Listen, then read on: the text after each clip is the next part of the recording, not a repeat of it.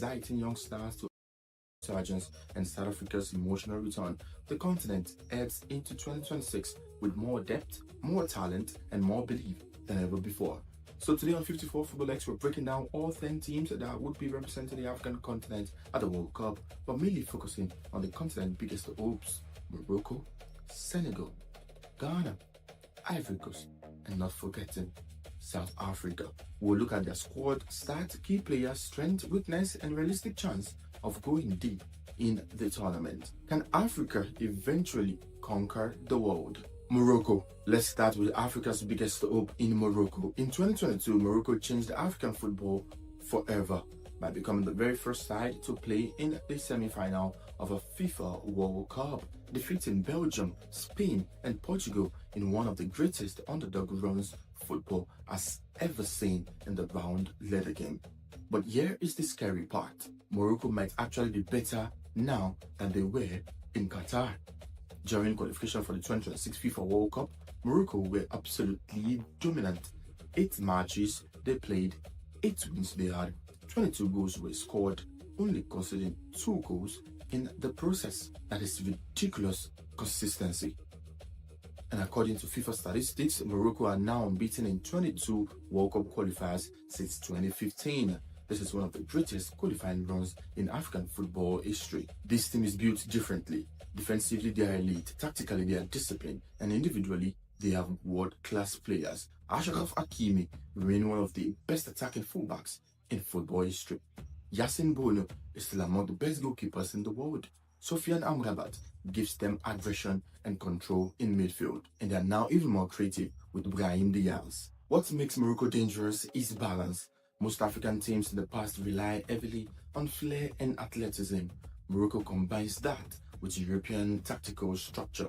They can defend deep, they can dominate possession, they can counter-attack, and most importantly, they no longer fear anybody. You did see that at the 2022 FIFA World Cup. But there's pressure now, yes, because they are no longer going to be seen as the underdog. Morocco were recently described as carrying a heavy burden of expectation because after 2022, the world now expect them to perform again. In Qatar, they shocked the world. In 2026, nobody will underestimate them anymore.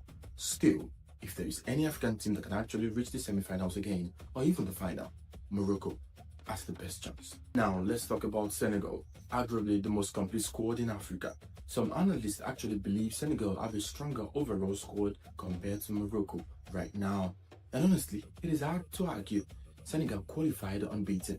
Physically, they are terrifying. Tactically, they are organized. And mentally, they believe they belong to one of the best teams in the world. Remember, this is the same country that actually shocked the defending champions France at the 2002 World Cup and reached the quarterfinals. Now, they return with even more depth. And offensively, Senegal have explosive attackers in the likes of Nicolas Jackson, Ismail Assar, and Iliman Ndiaye. Unlike previous African teams that have actually depended on one superstar, Senegal's strength is collective. Even with Sadio Mané aging, they still have quality everywhere. What makes Senegal dangerous is physical dominance. Against European teams, African sides have struggled most times tactically or mentally. Senegal removes that disadvantage because they can actually be very physical and also try to overpower their elite opponent. They press aggressively, they transition quickly, and defensively, they're extremely hard to break down. The concern is the consistency in attack. Sometimes Senegal creates chances but fails to finish games early. And in knockout football, that can actually become very, very dangerous. Still, this squad has quarterfinal or even semi-final potential. Do not be surprised if Senegal becomes Africa's deepest team at this tournament. Ghana. Every African nation still remembers 2010, one penalty kick away from becoming Africa's ever World Cup semi-finalist before heartbreak against Uruguay. That moment still hurts across the continent. But Ghana enters 2026 with a completely new generation. This team is younger, faster, more fearless, and far more attacking than previous Ghanaian squads. The star of this team appears to be Antoine Semenyo. He can dribble, he can score, he can create chances, and he thrives under pressure. And there is Thomas Partey, bringing experience and control in the midfield for the Black Stars of Ghana. Now, here is an underrated statistics. Jordan Ayew finished the qualification with 7 assists, the highest in the African qualifying series. This is to tell you that this team actually have something important. The Ghanaian team creates chances. The issue will be balance. Defensively, Ghana can still become vulnerable against elite opponents. Sometimes they attack with too much freedom and leave spaces behind them. But tournament football is unpredictable, and Ghana might be Africa's ultimate wild card. If the Ghanaian attack catches fire, could become one of the most dangerous teams in the tournament. This is not a team that will play safe. This is a team that would attack fearlessly. So watch out for Ghana. And honestly, hi, testing 1 2, testing 1 2, testing 1 2. Next up, Any effective. Ivory Coast might actually be Africa's most dangerous tournament team. Hi. World Cup. Hi. German qualification, Ivory Coast went unbeaten and incredibly conceded 0 goals. 0. That defensive record is unbelievable. They also recorded the biggest victory in Africa World Cup qualifying history by defeating the team Seychelles by 9 goals to nothing.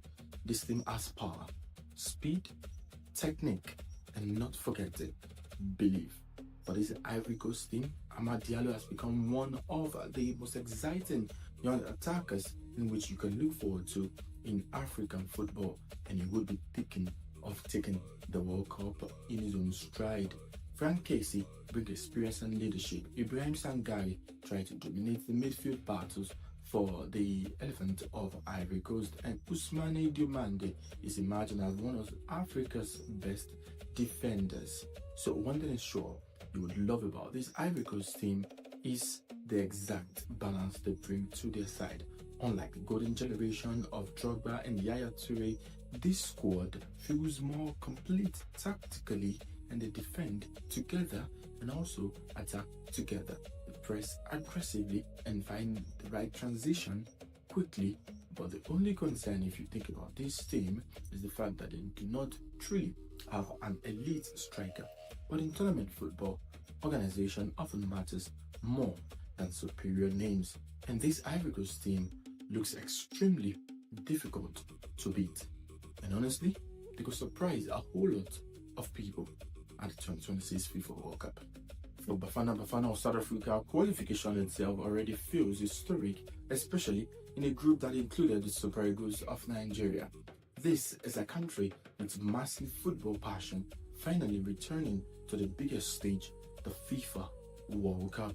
And while South Africa may not possess the elite stars of Morocco, Senegal, or even Ivory Coast, they do have something very, very important, and that is discipline. This South African team know very well and for themselves that under Hugo Broos, South Africa has become organized, compact, and mentally resilient in their style of play. And we can also add that Reno Williams has developed into one of Africa's best shortstopper, and Tembo Mokoena controls the midfield brilliantly for the South African team. According to FIFA, South Africa once held Africa's record for consecutive World Cup qualifying wins between 1997 and 2001, a record Morocco recently matched. This is a proud football nation as they look forward to repeating the opening game of the 2010 World Cup against Mexico on June 11 at the start of this 2026 FIFA World Cup. The challenge for South Africa is goals, and that could actually prove very pivotal in this World Cup running. Against stronger teams, creating chances consistently could become very, very difficult at this World Cup. But tournament football rewards a defensive organization, and if South Africa frustrate opponents early in matches, they could become one of the best teams tournament surprise packages. Don't expect them to dominate games. It will be very difficult for you to see that from a South African team, but absolutely expect them to be that side that would compete at this FIFA World Cup. For decades, Africa had talent, but now Africa also has elite coaching, not forgetting tactical structure, and also adding European level experience and belief. So what would be the gainsaying of all African teams at this FIFA World Cup? From all of us at FIFA Football X, we're supporting every African team and hoping that Africa would go far. Make the point here for 54 footballers. 10 teams, 1 continent, 1 dream. For the first time in FIFA World Cup history, Africa will have 10 representatives at the tournament. And this is not just about participation. It is time Africa genuinely believes can actually produce a World Cup finalist or possibly a champion of the world. From Morocco's historic semi-final run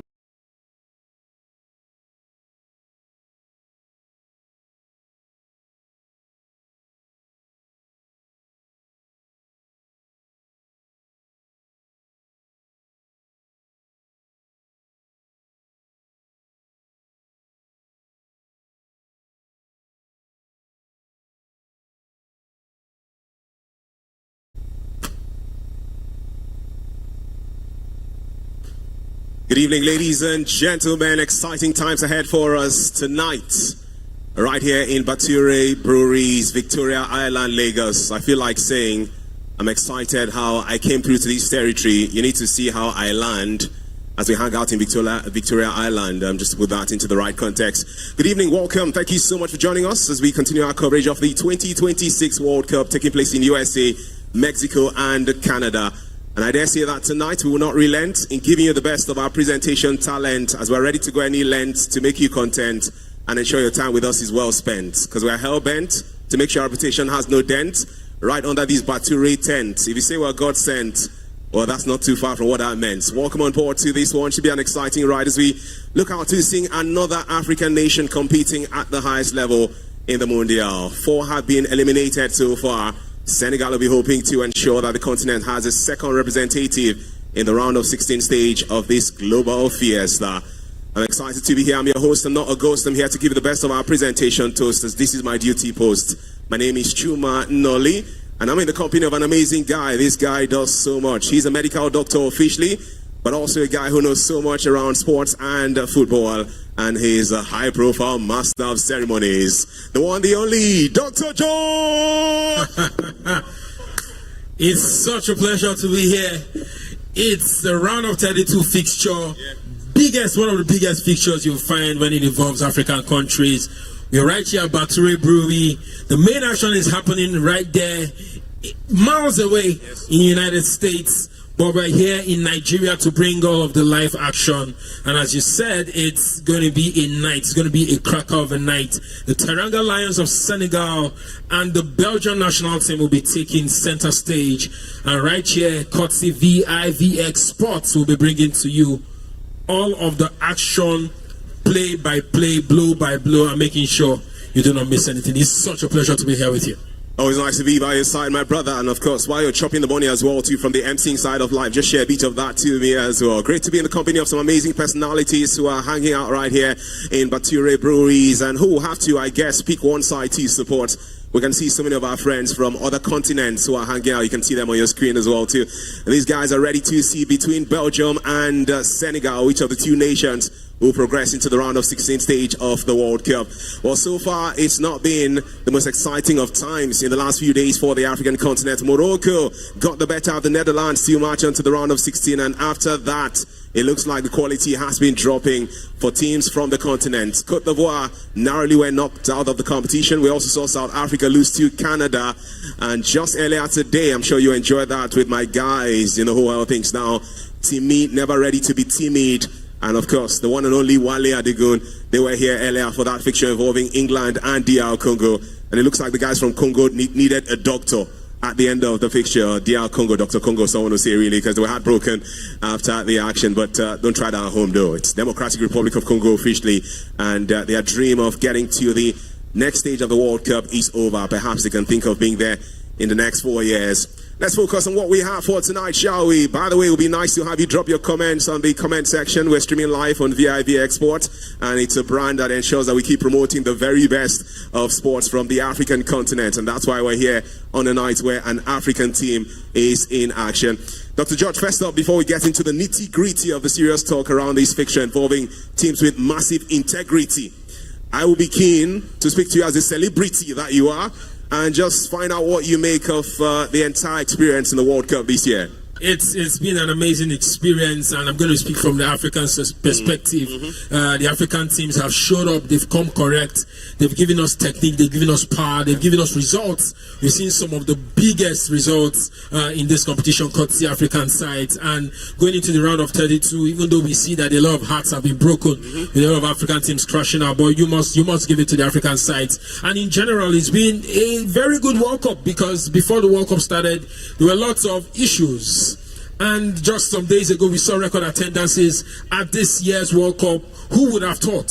Record appearances, record attendances on the pitch of play, fantastic football being played, end-to-end stuff. So it's, at this point in time, you can as well say that this World Cup has been a success, and we're just entering the round of 16. We're just rounding off the round of 32. Yeah. And so imagine what you get with the quarterfinals, semi-finals, and the finals. So it's kudos to United States, Mexico, and Canada. They're doing really well. Our African brothers are doing really well, and we just hope that Senegal will fly the African flag, continue to keep it flying. Speaking about the flag, really, we can see the American flag somewhere around the place, but also the massive flags of both Belgium and Senegal in Seattle, at the Seattle Stadium, as the two sides walk onto the pitch at this time, ready to rumble, hoping they wouldn't have cause to fumble, so their fans will not grumble as the action progresses. We're going to have, of course, the players line up for the respective national anthem shortly, but there's so much you have to break down as far as this fixture is concerned. Belgium, I can see Jérémy Doku, a guy who caused so much talk on social media when he actually had to travel back to Belgium to be with his wife as she puts to bed, and he went there and he came back almost immediately after, and people were saying that why not be make noise actually for social media now, because it was just going to be a few days of his absence to hang out with his wife before returning to the team. Of course, there's Kevin De Bruyne in the mix as well too, and it will be interesting to see what these stars can do for the Belgian side. Well, that's the beauty of this stadium. It's an amazing facility, the Seattle Stadium, and it's hosted several matches already. Belgium have played some games in this territory already. Their draw against Egypt in the group stage was in this stadium, so they understand what the pitch looks like. It's Senegal who are new to the experience. Before we look at the starting X side, Dr. George, the golden generation of Belgium, they had that generation that was around for a while, between 2016 and 2022. And all that generation did was finish third in the World Cup in Russia 2018, get knocked out in the quarterfinals of Euro 2020 by eventual champions Italy, and that's it. Nothing big to celebrate. In fact, they got eliminated from the first round of the last World Cup in Qatar. Can this generation, that still has a beat of the name from the golden generation, but they are too old now, Kevin De Bruyne and co. But can this current set of players usurp the success story of that golden generation that achieved nothing close to what the world expected? To be honest, it will be really hard. This Belgian side is a transitional Belgian side. We have a lot of the players just towards the tail end of their careers. Lukaku is on the bench. Kevin De Bruyne, who is in this lineup, as we can see him on our screen, is literally fading away, dealing with injuries. I think that the way football works, it works with seasons, it works with times. And the golden generations have the time where they make their imprint and they make their impact felt. And I think that the Belgian national team lost that opportunity. I think that, for me, I predicted before the tournament started that they were going to be one of the major sides to crash out. I don't know if it will be in the round of 32, but I don't think they will get into the quarterfinals. And definitely I don't think that they will do what the actual golden generation did not do. We also have, just spare a thought for the Senegalese, because that's some sort of golden generation also. And I think that in terms of achievements, this Senegalese golden generation has done more than the Belgian golden generation ever did. At least Senegal, have won the African Cup of Nations a few editions ago, and they also say that they were champions from the last one. They are pushing that case in CAS, by the way, but right now Morocco have the bragging rights for that, courtesy of what CAF decided to do 3 months after that AFCON final. But the guys are enjoying the national anthem right now as we look at the starting XI for the two teams. By the way, speaking about golden generations, we have seen several golden generations live up to expectations. Nigeria's golden generation, that 1994 set, actually won the Africa Cup of Nations title, and we're ranked number 5 in the world, which is still the highest ranking ever for any African nation globally over the years. Not even this fantastic Morocco side has gotten to that. Morocco are number 7 in the world right now.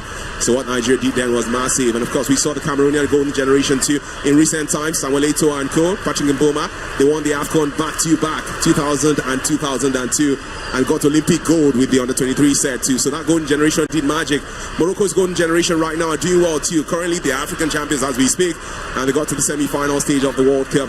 First time for an African nation. So we've seen golden generations click. And Egypt. Yes, bro. Yeah, Egypt I won the Nations Cup 3 times in a row, right? Back to back. I think it was 2006, 2008, yeah, 2008 and 2010. Yeah. Even though they did not do so much on the world stage, but that was a golden generation, really. It is, Brian. I know you're a golden boy right now, so let's get to the golden stars on the pitch for the respective nations, shall we? As we have seen a few changes come through from the managers for the two sides in this one. Rudy Garcia, who is the former boss of AS Roma and also Napoli, is currently the coach of the Belgian national team. He was appointed in January 2025, and this man comes in to ensure this side can be fortified. He has kept the Belgium lineup that actually got that fantastic 5-1 win against New Zealand in their final group game, as we see some stars hugging each other. You know, Sadio Mané just recognizing some of the big names in this Belgium team, and right now Mané is shaking the center referee who's in charge of proceedings. So there's a high-profile Belgian team coming into the fore here. They have Thibaut Courtois. If you want to go with the spelling of that name, you're going to say it's Thibaut Courtois, but don't try that at home, though. It's Thibaut Courtois, of course, who's the big name from Real Madrid, who's in between the sticks for this Belgian team. There's Timothy Castagne, Michel Tits, and also the man who's coming through at this stage, Koipa. It's what looks like a 4-2-3-1 formation for the Belgian team that are called the Red Devils, but they're not Manchester United, but they still have the same nickname with the Red Devils from England. Yuri Tielemans is a man who's shown like a million stars playing in the Premier League over the years, and he is in there alongside Van Eken, just ahead of the back four for Belgium, with the Arsenal man Leandro Trossard, who's their top scorer in this World Cup with 2 goals, playing just behind the point man. He alongside Kevin De Bruyne, 6 Premier League titles this guy has won, and in the eyes of so many people, he's perhaps the greatest ever midfielder in the history of the Premier League. He walks alongside Manchester City's Jérémy Doku as the 3 men playing just behind their point man in the Catalera. Well, the Catalera is one who comes from Atalanta, and this could be a chance for him to ensure that his country wins the banter. He could give Senegal some free goals like Santa, that man from Atalanta. Bro, look at this starting X-side for Belgium, man, and I'm wondering what your take is. I think it goes without saying, Rudy Garcia, apart from the centre back Ngoy, who was given a red card in the last match, who is now back, but Arthur Theatre came in the last game against New Zealand, distinguished himself and kept his shirt in this one. But apart from that, I think that they have tried to Belgium have tried to work with, especially their attack. Doku is back. We know how much he can stretch that right side of play. The left back for Senegal is going to be having a lot of problems dealing with Doku. Of course, it's a familiar lineup. Kevin De Bruyne and Yuri Tielemans have partnered for most of the games. I think the extra other change was Hans Van Eken from Club Brugge, who came in, I think, for the Aston Villa midfielder. Just his name escapes my head. The bullish midfielder. I think he's trying to go for more steel, knowing how very, very physical the Senegalese midfield can be and how very mobile it can be. Hans Van Eken definitely will be offering more steel and mobility in the midfield, just shielding the defense of the Belgians. But I think that Rudy Garcia has picked a side that he feels will do justice to the game. The question will then be, can they do justice to the game? That will be yet to be seen. Yeah, the player is speaking about your guy, Ampado Nana, really. Amadou Nana. As we see the two managers hug each other, the coach of Senegal hugging Rudy Garcia. Right now they are smiling, but after 90 minutes or potentially 120 minutes, or maybe at the end of penalty kicks, Papa Thiaw and Rudy Garcia may not be smiling that much. One of these two managers will see their side eliminated from the competition this year. And this is a beautiful Seattle stadium. It's a stadium that really does have its own fair share of records. Sometime in the early 2000s, this stadium actually got the Guinness World Record for the loudest stadium, really, when it comes to, you know, the chants and the screams and the shouts from the fans. So this is an edifice that creates magic for sure. Yeah, definitely. I mean, the people of Seattle love their football. I remember from the Club World Cup, it was one of the stadiums that hosted one of the games. I'm not sure. I don't want to say it was the CWC final between Chelsea PSG, but I know that they hosted one of the games in the Club World Cup. And vociferous crowd, and definitely it has, as Seattle, the city of Seattle has a large presence of Africans. I'm very sure that they would show up correctly supporting the Senegalese in this one. Fantastic stuff. All we can see is white and green because Belgium Belgium are sporting the all-white outfit, white top, white shorts, white socks. And the Belgians, in fact, maybe not that white, really. Getting a closer view at it. There's some touch of red around it and a bit of black as well, too. In fact, just getting closer to that, feels like sky blue kind of, and then with a touch of red and black around the place for the Belgians, who are playing from left to right, hoping that tonight they can get it right. And for Senegal, where they are also bright with their all green outfits, the former African champions have the green top on the green shorts, the green socks, and a wide variety of colors when it comes to their boots, which is beauty of football these days, really. Players adding some fashion to their footballing passion with the colors around their boots and what have you. Let's check the starting XI for Senegal, shall we? Because they do have a brilliant setup put together by Papa Thiaw, the coach of that side. Well, he has Pape Thiaw made just 3 changes to the Senegalese setup that actually won by 5 goals to nothing against Iraq in their final group game. And Papa Gueye has come into the starting XI after scoring 2 times off the bench for them in that 5-0 success. There's also Pate Sis and Everton's Ilman Ndiaye, who start ahead of Lamine Camara and Ibrahim Mbaye alongside Abdoulaye Isek. So some changes to the Senegalese team, but the desire is to ensure that Pape Thiaw can galvanize his team to join Morocco as the 2 African teams to march on to the round of 16 if that happens after 90 minutes. 2 minutes of action so far in the Seattle Stadium. It's Belgium 0, Senegal 0. You're watching certainly a watch party all the way from Bature Breweries in Victoria Island, Lagos, Itamian Crescent to be precise. And you're enjoying this FIFA Football X watch party. And you certainly are enjoying this one too as we stream live on YouTube. So please drop your comments. Which team are you supporting? Which team do you think will get the victory at the end of proceedings? I'll be reading those comments of yours in the coming minutes. And the game is up and running. Dr. George, anything to see in the early exchanges from your POV? Yeah, both teams just trying to size each other up. Both teams trying to establish some dominance and some presence right there. We haven't seen the ball flow as it should be. And I just think that both sides trying to pay respect to each other. We know that Senegal and Belgium are very, very decent sides in their various continents. Just saying a little bit about the Senegalese lineup, a few seemingly controversial changes. Kalidou Koulibaly is not starting this game, and he's gotten the stick in the last few games for his role in the losses against Norway and France. I think Papa Thiaw decided enough is enough and kept him on the bench. By the way, goalkeeper Edouard Mendy is injured, and that's why I have Mori Diaw coming in and going for that one. There's also been a very controversial change in this one.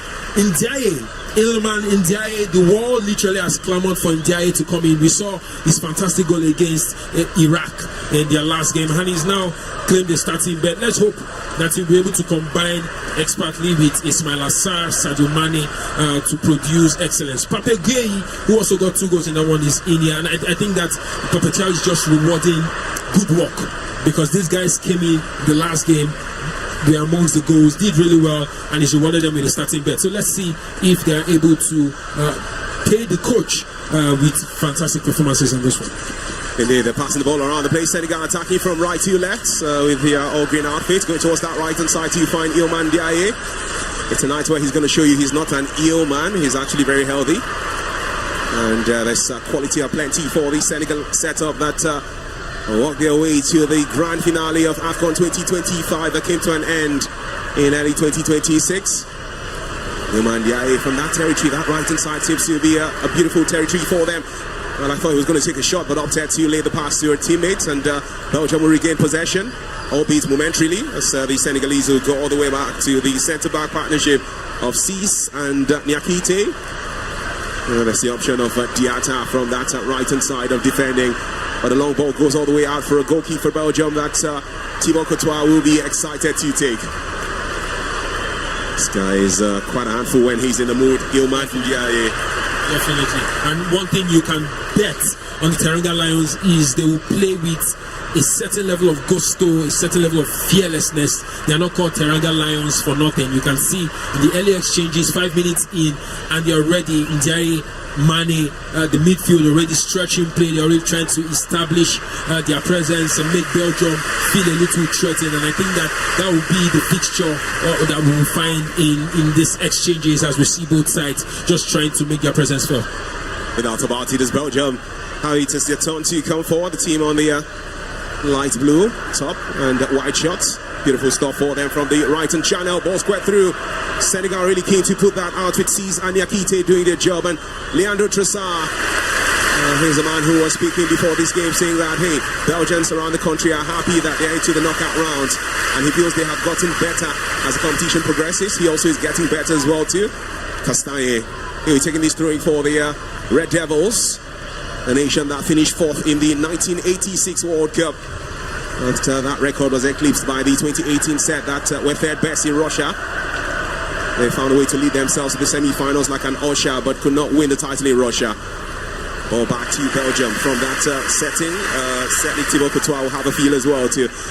It's a word I've used a few times already, but perhaps that will be the reality because these two nations want to show how well they can play football on the pitch. Tate goes long.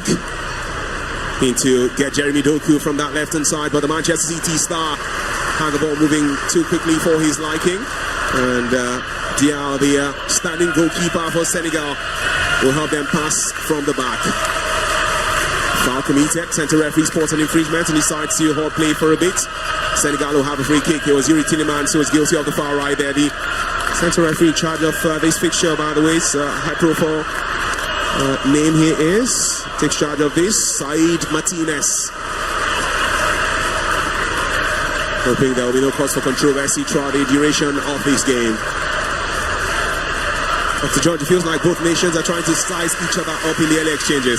Yes, definitely trying to size each other up, trying to understand the tactics both coaches have brought to the table. It's important to say that these two sides haven't met in international football before. This is their first meeting for a side. Belgium, the Red Devils, 9th in world global rankings.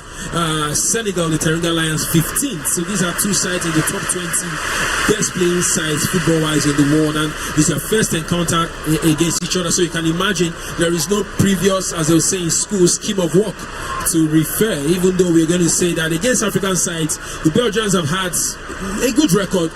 They've only lost to Morocco. They lost to Morocco in the 2022 World Cup 2-0. But Senegal don't have a good record against European sides, and that might just come to play against them because Belgium definitely a quality European side, and they can hurt them when they least expect. Indeed, the Senegal are just trying to ensure that they have the right composure to avoid exposure in the early exchanges. Again, it's going to be Nyakite. Through ball intercepted by the Belgians, who can come forward now. The creativity of Leandro Trossard will count for something for them. Kevin De Bruyne surely too would like to play his part in the success story right here. Here they come from the right hand side. A chance for a shot for Belgium, and well, Senegal will come back in time to clear the lines. Not the best in the world yet though.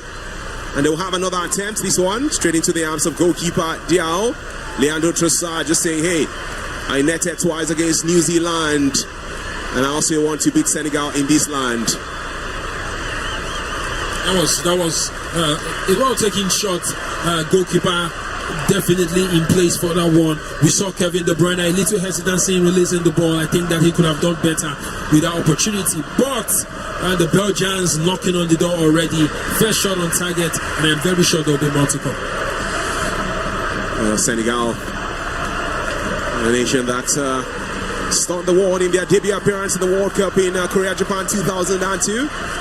They seem to enjoy it in the World Cup when it's co-hosted by two nations or more. So they beat France, the world champions, in their opening fixture of that competition. It's crazy how that was, 24 years ago, how time flies for sure. A generation that had El Hadji Diop and Khalilou Fadiga and the high-profile names that were part of the setup. Got all the way to the quarterfinals before being stopped by Turkey. Belgium with Jérémy Doku coming forward now from that left-hand channel. He's the father right now. Just feels like a tale of different stories as Doku has the ball again while he went back to be with his wife as she put to bed. Sadly for the star for the Netherlands in Cody Gakpo, his partner lost her unborn son. Gakpo had to stick around to play for the Dutch national team, who actually, despite seeing him score for them, still lost to Morocco in their round of 32 fixture. Feeling like maybe I should think of going to a World Cup, and maybe I'll just have my wife also get pregnant too and put to bed, since it's a trending thing as to these stars and their partners. And Trossard just watching that attempt of his again. And the man who understands what it's like to be a father. It's just by my left hand side, by the way. So Senegal have the ball again. Take it backwards. Yakite. Diao. Captain Diata would like to have Yara in the mix too, and then Ilman Diaye. Cross from that right hand side for the West Africans. No one in particular sweeps across the Belgian goalpost. Out for a throwing for Senegal. Jacobs, who wants to take this one quickly on the near side. That's the left hand side of attack. Could be a long one like what we've seen from Roy Delap of Stoke City from years back in the Premier League. Jacobs with a long throw. Goalkeeper Thibaut Courtois comes out, but sees his defense do their job. And Leandro Trossard wants to have a fantastic control, of course. Ball back to Thibaut Courtois. Clearance from the Real Madrid shot stopper. And I've seen his club story not too exciting in the last 2 seasons. Real Madrid finishing trophyless, and about him trying to win a trophy. I was thinking for a second there was a Real Madrid fan around the place trying to tell me something, but apparently that was not the case. Two sides really struggling to have gilt-edged chances in the first 11 minutes of action in the Seattle Stadium. It's been yo-yo football so far. 12 minutes in, both sides still sizing each other up, have none having established some level of dominance. We still see passing here and there, but we can see signs, and as is popularly said, if you see the signs, you will see the wonders, and they say wonders shall never end. I hope that wonder will not end for Senegal. Hopefully they can get the goals that will be needed to qualify, but we've seen a player like Ilman Ndiaye who definitely can be very, very dangerous. From Senegal from that left hand side! It hits the upright. Senegal were close, but no cigar. Just for a second, we thought we could call Ismaila Essa, but that miss coming through from Ismaila Essa.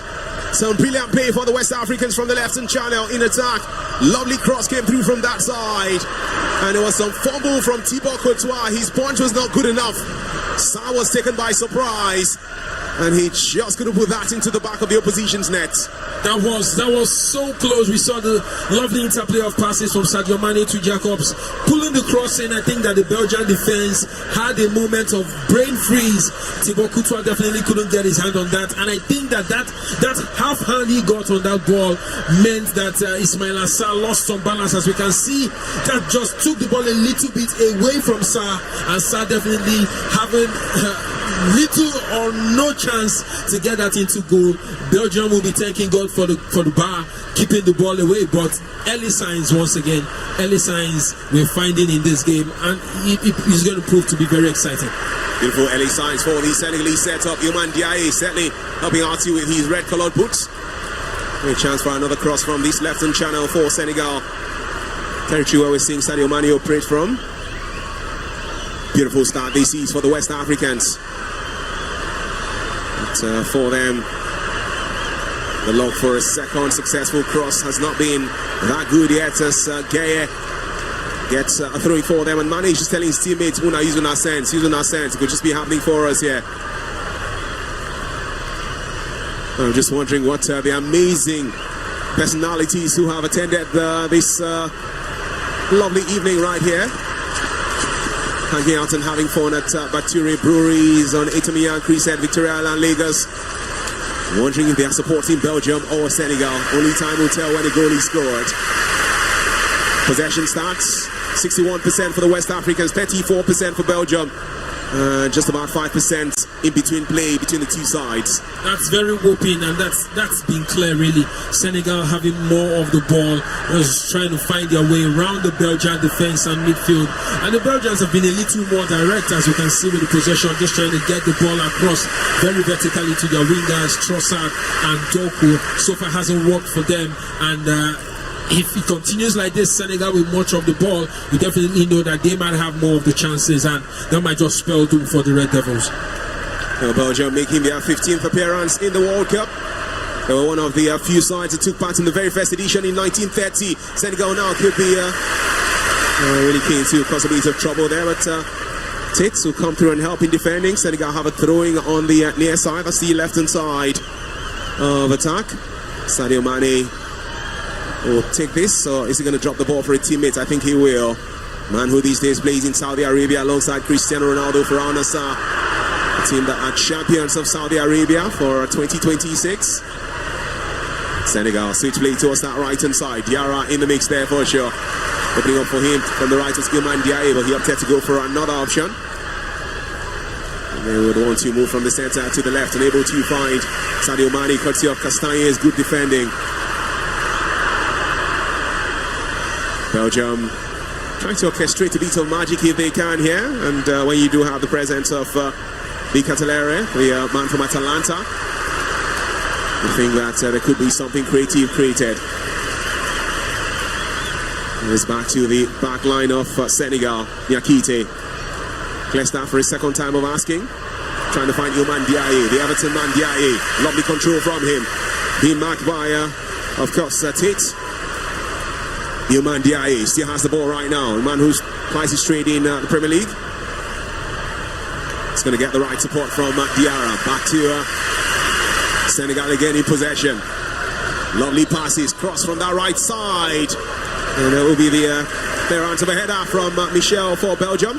A returning shot from Senegal's Idrissa Gana Gueye, straight into the arms of goalkeeper Thibaut Courtois. Definitely, as we see the ball just brought into the box, the Senegalese asking all the questions. Cross putting, that must have been a bullet header if he went through, but Gana Gueye connecting with the ball. Courtois definitely getting that in. And on the other side, Kevin De Bruyne, what a belter into the deep blue skies. Well, I thought the ball was going to land here in Bature, really, with how high that ball went. Rudy Garcia, do I call him the seer? I'm not sure he's been able to see how far they'll go in this tournament so far, though. As he just tries to applaud Kevin De Bruyne for that strike. De Bruyne playing for Napoli these days in the Italian Serie A. Not the youngest of players in the world anymore, so he's not that same guy that you knew that won 6 Premier League titles with Manchester City, as well as the 2023 Champions League crown. So, picking up injuries more often than not these days. Senegal just giving us the same vibes that we saw from Morocco against the Netherlands as to dominating the beginning of the fixture. Definitely. That's why both of them were finalists from the AFCON. Africa's best chance, the two nations, to going far in this World Cup, and Senegal are showing why they're high up there in the top 20 in the FIFA rankings. But I think you must give it to Senegal, especially the centre-back pairing. These are two centre-backs that have increased the speed levels of the Senegalese defence. We know that Abdoulaye Seck and Kalidou Koulibaly, former centre-backs in the group stage, they're a lot slower, but this centre-back, the full-backs, Crepin Diatta with the ball, trying to put a cross in, these are faster players, and I think that they've been able to pin Belgium into their half, and just making sure that the likes of Doku, the likes of Trossard, Catalara do not have much joy on the ball. And if it continues like this, the Senegalese definitely they seem to be having a lot more of the ball, a lot of the dominance in play in various aspects of the field, and if they can take advantage of it, which is what the moment the great sides do, take advantage of it, hopefully they can get one in. Yeah, it's just had a corner kick, Senegal from the right hand side, but to no one in particular. Jérémy Doku now gets the play for this Belgian team who are coming to us that left hand side. Kevin De Bruyne now with the magic. Can he be one that would ensure things for Senegal will be tragic? But lovely interception by the West Africans at that time. And it's going to be the turn of Sadio Mané. Searching for options. Said the referee has spotted an infringement, and so Mané will hold on to the ball like it's his money. The man who is loved and respected that much in Senegal. It was his influence that got his teammates back on the pitch after they abandoned that AFCON final against Morocco when the North Africans were awarded a penalty in the final seconds of that fixture. He just told his teammates, guys, you need to come back, let's wrap things up here. They came back on the pitch that day, they won. But they got sanctioned by CAF's disciplinary committee 3 months after, as they were going through that experience of having the title taken off them. They were stripped off the crown, leaving them with a frown. And it was Morocco who got the bragging rights of being called African champions. The case is still with the Court of Arbitration for Sports, CAS, at this time. Belgium, long ball towards that right-hand channel. Lovely start. This will be across. Goes wide. Senegal really keen to the end of the line to take themselves out of trouble. A bit of a collision caused there between a Senegalese player and Yuri Tillemans. Tillemans standing the referee. Referee, what I do now? But it's going to be a free kick for Senegal, that one. Definitely, I think that Yuri Tillemans, as we can see, indeed Habib Diarra, Sunderland player, that would have been a straight counter for the Senegalese. But Yuri Tillemans taking one for the team, I don't think that would be a yellow card. But that should be a yellow card because he stopped Habib Diarra from making an attacking foray into the Belgian defense. And the referee was handling that. We had a chance to see some impeccable high-rise buildings in Seattle. It's quite a beautiful city, this territory. And the massive edifice of a stadium. Having the pleasure of hosting this. By the way, the team that wins this fixture will remain in Seattle to play their round of 16 game against either the co-host, the USA, or Bosnia and Herzegovina. I think that for Senegal, if they were to progress, they have quality on paper to fancy their chances in that round of 16 pairing against either of those two sides. Definitely. I think whoever wins this game definitely most likely should get a qualification into the quarterfinals. But the United States, you definitely cannot rule them out. They've been playing with a certain level of panache and pizzazz in this competition and will definitely make it really difficult for any of these sides when they meet in the round of 16. Sadio Mané trying to make things difficult for this defense of Belgium, but Castagne will not give him any breathing space. Well, Mané is asking for what? Corner kick or something. Play continues still. Senegal regain possession. Well, Castagne plays for Fulham these days from Leicester City, so Mané knows a bit about him. As to when the Senegal captain was with Liverpool in the Premier League. West Africans bringing in Akite and Sis. Now, beautiful, lovely play, really. Footwork going towards that right-hand side. Support from Diarra. Diarra, the man from Sunderland. Tonight could be a chance for him to take his country to Wonderland. And across from the right-hand channel. Finds no one in that penalty area of Belgium. Senegal regain play though on the near side. Let's see left-hand side of attack. And we'll get a throw in. Sadio Mané trying to help his team out there. And Jacobs will take this throwing for them. Senegal have been really dominating play in the first 23 minutes of this fixture. They're painting the right picture for sure. Yes, definitely. But football is ruled by moments. Football is ruled by moments, and you find the greatest football insights taking advantage of moments. We've seen the possession stats. Senegal is with over 60% of possession. They're trying to ask all the questions. If they do not take advantage of the dominance in these early exchanges, it might just come back to hurt them really bad. They're asking the questions, but I do not see them just making that final pass, that final penetrating pass, or that final attack that will lead to a goal. And I think that 24 minutes in, Pape definitely will be expecting more from the Senegal Lions. It's about taking their chances for sure. We saw Morocco dominate against the Dutch like this until Cody Gakpo scored in the 72nd minute. So you have to call when you have your chances. Senegal going for that goal potentially. The man from Sunderland certainly coming through, getting support of Akite as well too. And they will move to the left hand side where there's Sadio Mané again. Mané on the near side, cross from the man from Al-Nassr. Hits a ball again. But Senegal cannot be stopped for too long. Diarra celebrates. It's that feeling of celebration with no calibration. Fans of Senegal would have no cause for deliberation because they are enjoying a sense of liberation. This team are on fire. They seem to know what they require to go higher. And this man is one their fans to admire. Senegal with that finish. They had been knocking on that door. It's been opened for them at last. 25 minutes played. It's Belgium 0, Senegal 1. As we see the replay, I said questions have been asked. Iliman Ndiaye with the ball, just trying to make that incisive pass. Sadio Mané putting the crossing, missed it. Ismail Assar hit the bar, and of course Habib Diarra, Sunderland classic midfielder, was there to toe poke the follow-up. That was fantastic crossing. The Belgian defense had no answers to that cross. Just look at Ismail Assar in the middle of Ted and Mechelin, and they couldn't just get the better of him, and they all slept as Habib Diarra put the ball in. Definitely well-deserved goal for the Teranga Lions. 25 minutes in, they have been asking all the questions, and as I say in local parlance, when you try to crack the coconut, at some point it's going to crack, and the water is going to flow, and it goes in this time are flowing for the Teranga Lions. It's 1-0, Africa 1, Belgium 0. Just giving me the chills of excitement for Senegal, who have been rewarded for all of their dominance possession-wise. Now Belgium will have to respond. The Red Devils are looking defeated like a devil right now. It's the Teranga Lions rowing like the lions that they are. Throwing for Belgium. Castagne of Fulham. Seeing his side so far, Fulham in the hands of Senegal. Taking that throwing, the West Africans who head that out. Castagne one more time. And Iliman Ndiaye coming to seeing his side help out. Everybody wants to help out in defending. It's with the shot stopper Diao. And now I think I have seen what I wanted to see. Looks like there are more fans of Senegal in here than fans of Belgium.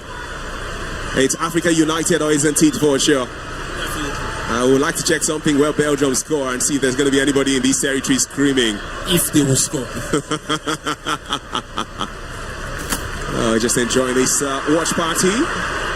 The 54 Football X watch party live from Bature Breweries on Etemian Crescent, Victoria Island, Lagos. And after 27 minutes, we have former African champion Senegal leading. In a bit, I'm sure we're going to have the hydration break. Looks like the referee heard me, because that's exactly what we're going to have right now. Diarra with that goal. And in Nigerian set, for all their hard work, we're rewarded with Diarra. The goal that came from Diarra. And that's why they lead by a goal to nothing. And we saw DR Congo score first against England, though. English team came back to win by 2-1. So Senegal are not in glory land yet. Not yet. Definitely. I mean, you start from somewhere. You start from getting a goal, and then put your opponents under extra pressure and make them do all the work. And as you see, the Senegalese definitely are a better side than the DR Congo side. The Senegalese have more quality, even though they sort of flatter to deceive in this tournament. But in this game, it was one game where they needed to prove their mettle as one of the favorites in Africa to go far in this tournament. It had to be this side against the Belgian side. And neither here nor there, they just getting by in the tournament. And I think that, as I said earlier, when you have your moments, you take it. And we saw in the 24th minute, Habib Diarra, Senegal taking the moment.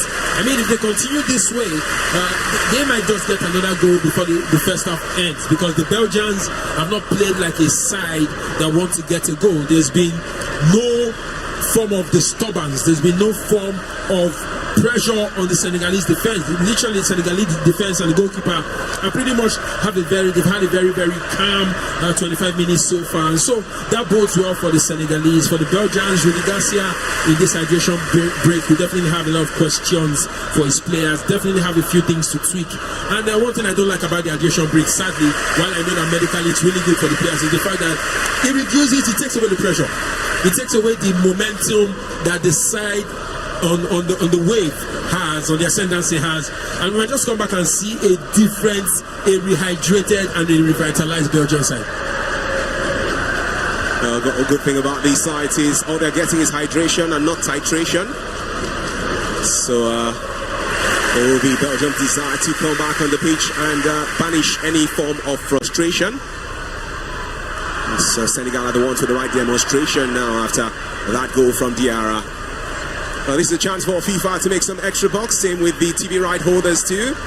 And the conversation has been, will we have this as a permanent feature in international football in years to come, or is it just a thing connected to the USA, who are the chairmen when it comes to making money from sports? FIFA would have to answer that in the future. The argument though is that because of how hot things are in the USA, that's why we're having the hydration break.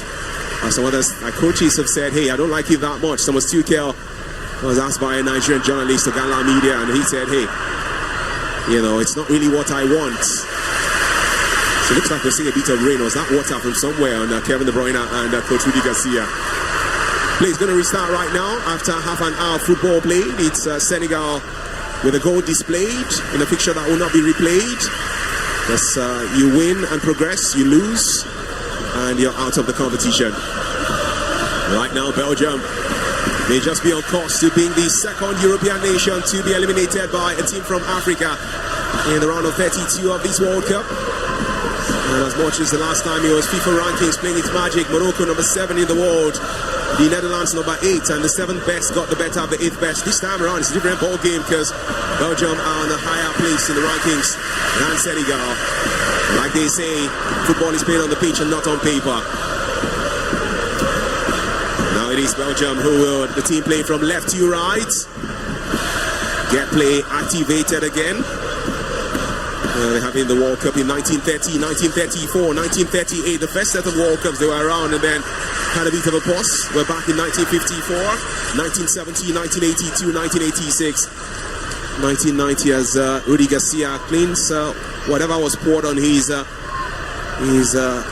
well-designed suit. Seems like there's something. Yeah, I thought for a bit it was rain, but apparently it was a liquid from maybe a mistake from a player of his.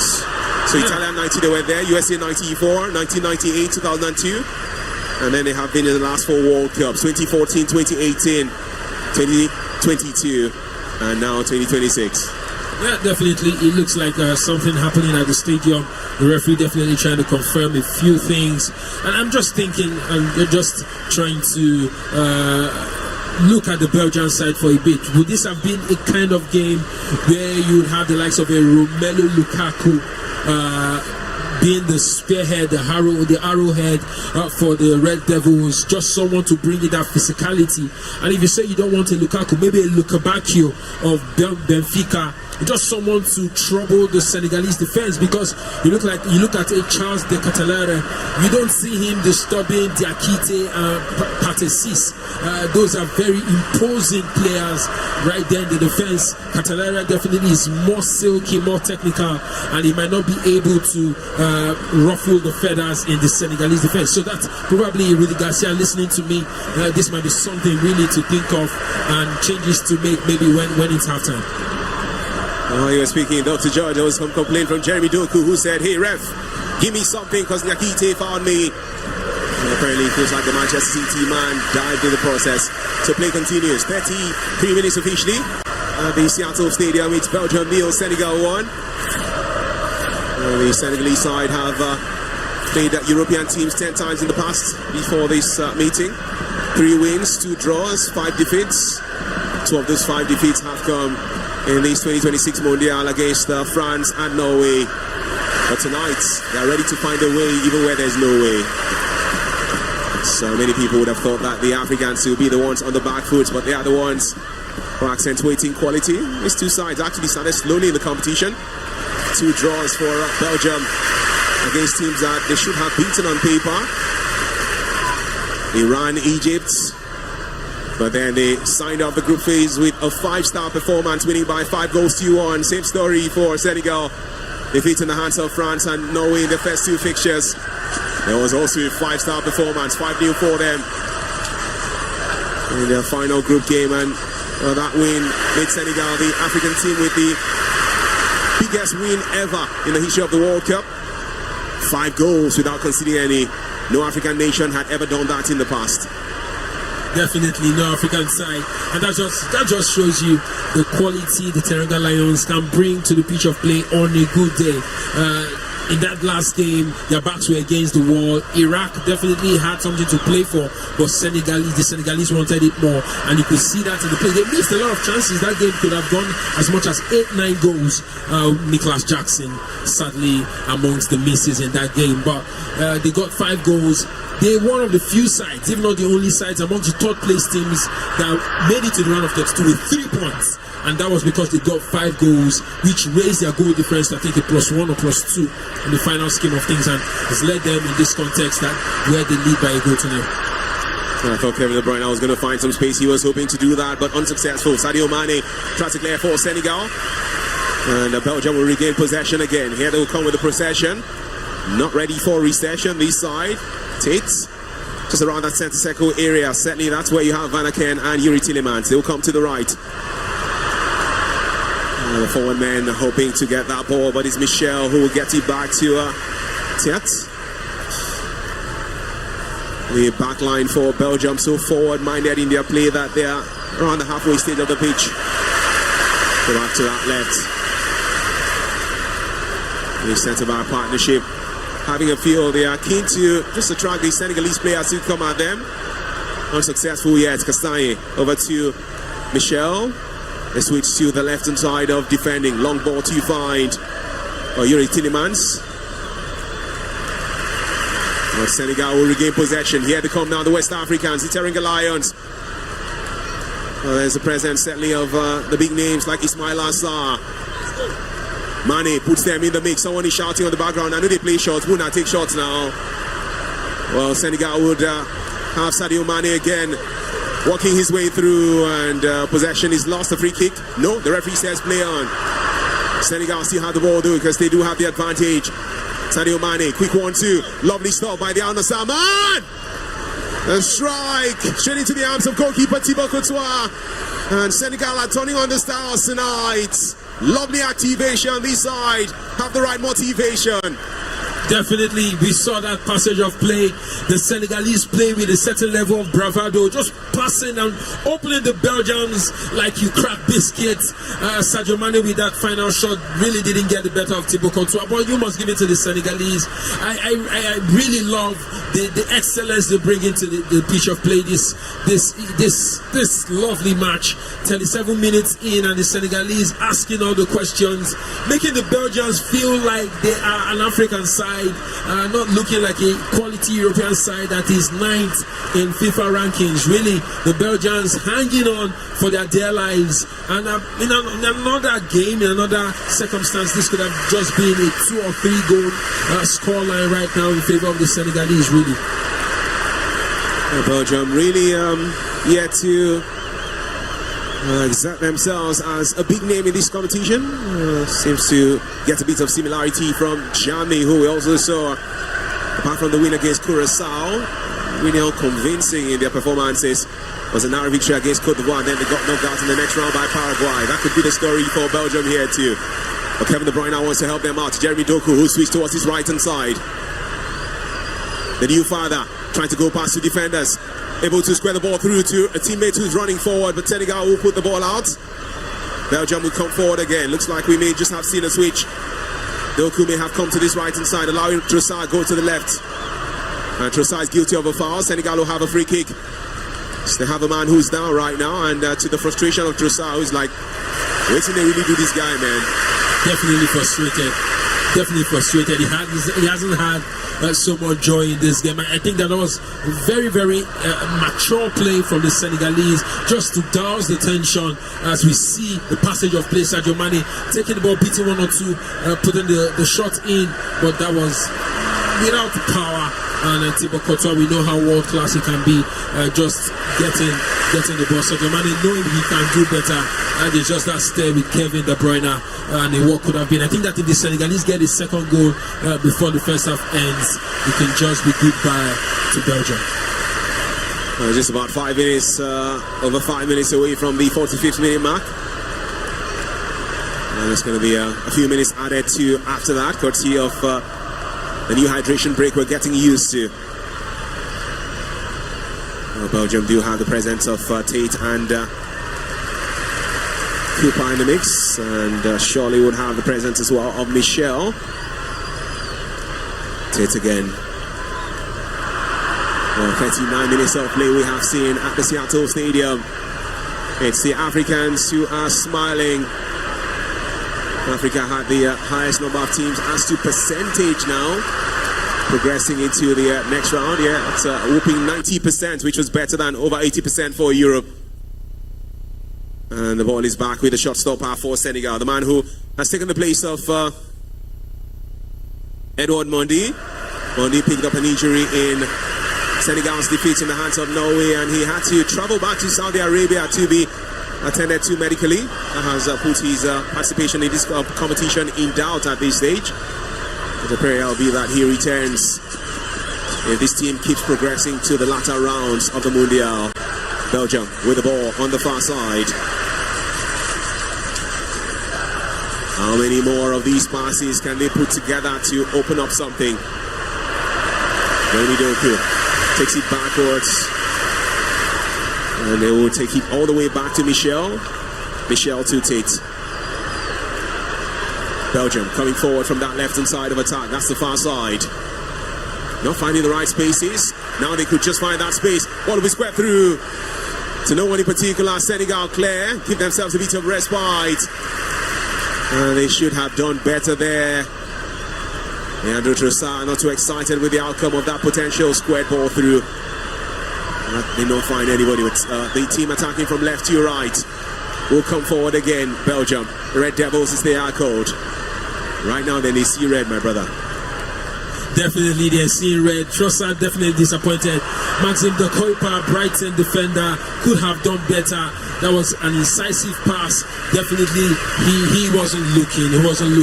But this is another moment, the wave, the Belgian wave. But I think Saïd Martinez has called an infringement in favor of the Senegalese or Pape Sis. I think that header meant that there was some form of collision. Is that Diakite? I think that's Diakite on the top. Maurice Diaw definitely calling Martinez for some help. Hopefully that's not serious.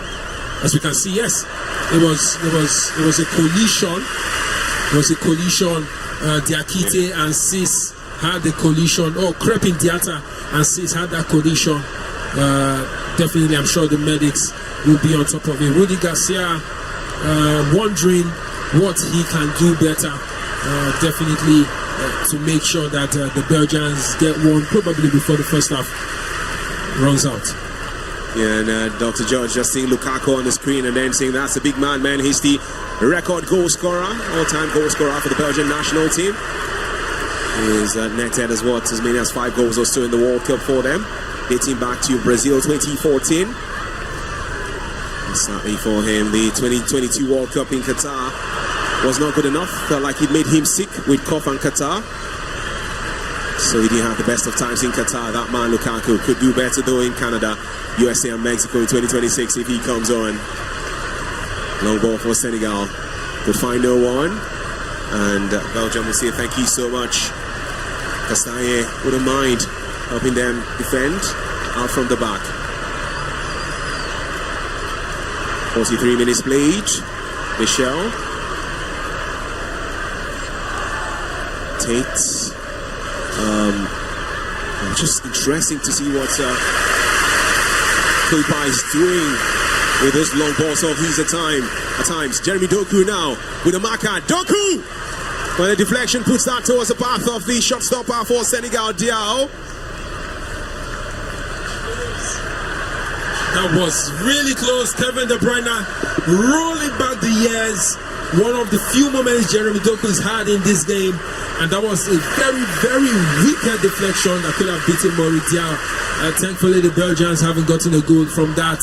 But the Belgians trying to see what they can get out of this game just before the game, the first half of the game ends. The Senegalese hanging on for their dear lives. Hopefully it remains this way, but the Belgians, it seems like Kevin De Bruyne is trying to turn up the heat just a little. Jérémy Doku definitely trying to be the difference maker in this one. Belgium will come again from that left-hand channel. I've seen them play better at this moment. The Europeans, another deflection. They will get a corner kick in the process. It just feels like Senegal have lost this team in the closing exchanges of this first 45. Belgium look like a bunch who are trying to be fortified. Who knows, a goal for them right now will make their fans satisfied. They have a corner kick from the left side. Will be a chance for Some creation of a magical moment for them. Leandro Trossard and Kevin De Bruyne amongst the players in that danger zone of Senegal, hoping to get the right connection to this corner kick. Taken shot though for Belgium. Space and time for a shot. We're going to see that! What a save from goalkeeper Diao. And it's that man Koipa who put that one through like a shot from a sniper. What a strike. Maurice Diao definitely had to be on full stretch to make that save. A fantastic corner routine. Kevin De Bruyne catching all the Senegalese unawares, giving the ball to the Koipa. He bent that one with some anger. Diao definitely doing his best to keep that out of play. And the Senegalese, 5 minutes to go, have to stay switched on, really. Have to stay switched on in this game. Corner kick for Belgium. Kevin De Bruyne takes it as an out swing out from the right hand side. Lovely corner kick ideology. But the push at the end wasn't the best. This young star Koipa really stepping up for his side. Well, he certainly took that strike like a sniper. But there was goalkeeper Diao cleaning things up like a wiper at that time, as we see some delectable Senegalese fans in the stands and some Belgian faithfuls also supporting their nation in these 5 minutes of added time we'll have before the end of the first half, and we're into the first of the 5 minutes. Still Belgium nil, Senegal 1. Having a bit more balance now with the Europeans coming forward. Senegal do get the ball. Ilman Diaye from this right hand channel. Diaye will drift towards the center, mixed traffic. Senegal's attempts goes out, and Belgium will get the goal kick. Back to the goalkeeper Thibaut Courtois. Yeah, definitely that was a missed chance for the Teranga Lions. Ilman Diaye couldn't get his feet sorted quickly, and that could have been a very, very huge moment for the Senegalese. But the Belgians have escaped that. They're taking the ball right there. Tielemans just trying to make sure that they get something out of this game before the first half ends. I think it's really being a good one. Papetia definitely will be proud of his lads. The Belgians, Rudy Garcia, with a lot of questions to ask. Even though the Belgians have asked a few questions, but the Senegalese have been compact, they've been organized, defensively astute, just making sure that we do not see Jérémy Doku and Trossard and De Bruyne wrecking havoc in this game. Senegal trying to shield this one after a goal kick, and that's what they have done.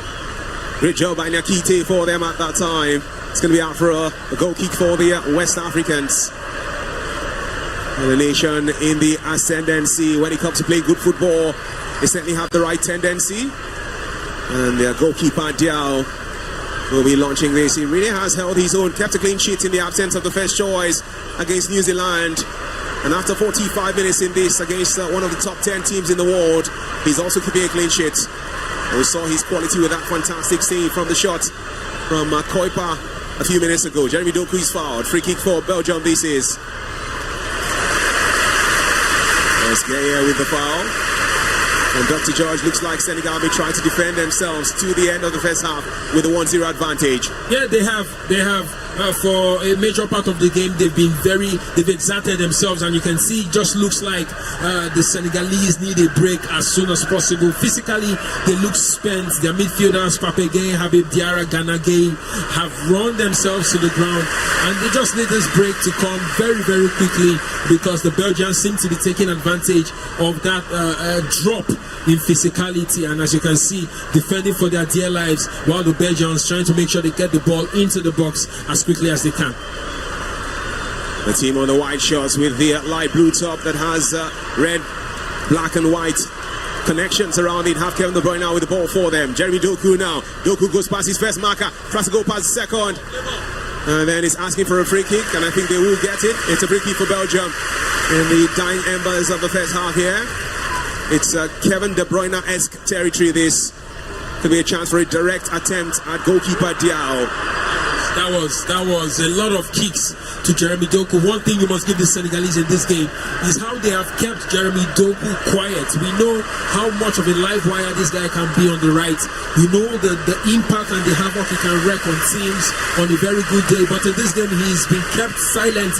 But as physicality drops, as concentration drops, it just looks like the technical players like Doku, Kevin De Bruyne seem to be finding their way into the Senegalese back line. And as we can see, there's a free kick, and as you said, it's KDB territory. Let's see what comes out of it. Really lovely to see how colorful the jersey of goalkeeper Diao is. Looks like it's some orange color, but he's not representing the Orange Boys, who got eliminated by an African team in Morocco. This will be a free kick for Belgium from just about 25 yards out or so. Goalkeeper Diao would have to not just rely on his wall, but also his reflexes. Taken! Well, the wall did a great job for Senegal. They will not be forsaken after that free kick was taken. And clearance for Senegal all the way back to goalkeeper Thibaut Courtois for Belgium. Terrible free kick, I must say. We saw Yuri Tilleman standing behind that one. We saw KDB standing behind that one. And at the end, we had Maxime de Koipa take that free kick. There must be something about that lad that will make legends like KDB leave him to take that free kick. And the Belgians are not having it. They are still trying to ask the questions. And they could have that chance now. Belgium with a cross from the right hand side. Header, returning shots. Easy for goalkeeper Diao to get that. And it's good to see Kevin De Bruyne trying to have those telecommunication passes now. I certainly saw one of the amazing persons here just clapping, I think, for one of those fantastic passes. But there will be nothing else to clap for Belgium in the first half, because we're done with proceedings. I'm sure there are fans of Senegal in the building who will be excited for the West Africans, as that fantastic finish from Diarra has ensured that the West Africans go into the break with the advantage. For most of the fixture, they were the ones painting the right picture. And not even the fight back from Belgium in the final 10 minutes of the first half could do anything for them. Koipa with their best chance for the Europeans, but it was easily saved by goalkeeper Diao, who punched that out for a corner kick for the Belgians. Thibaut Courtois has been beaten once. There's also been, of course, Ismail Assar coming close to scoring earlier for Senegal. But heading into the break, it's the West Africans who hold on to this lead with a 0-0 to the advantage.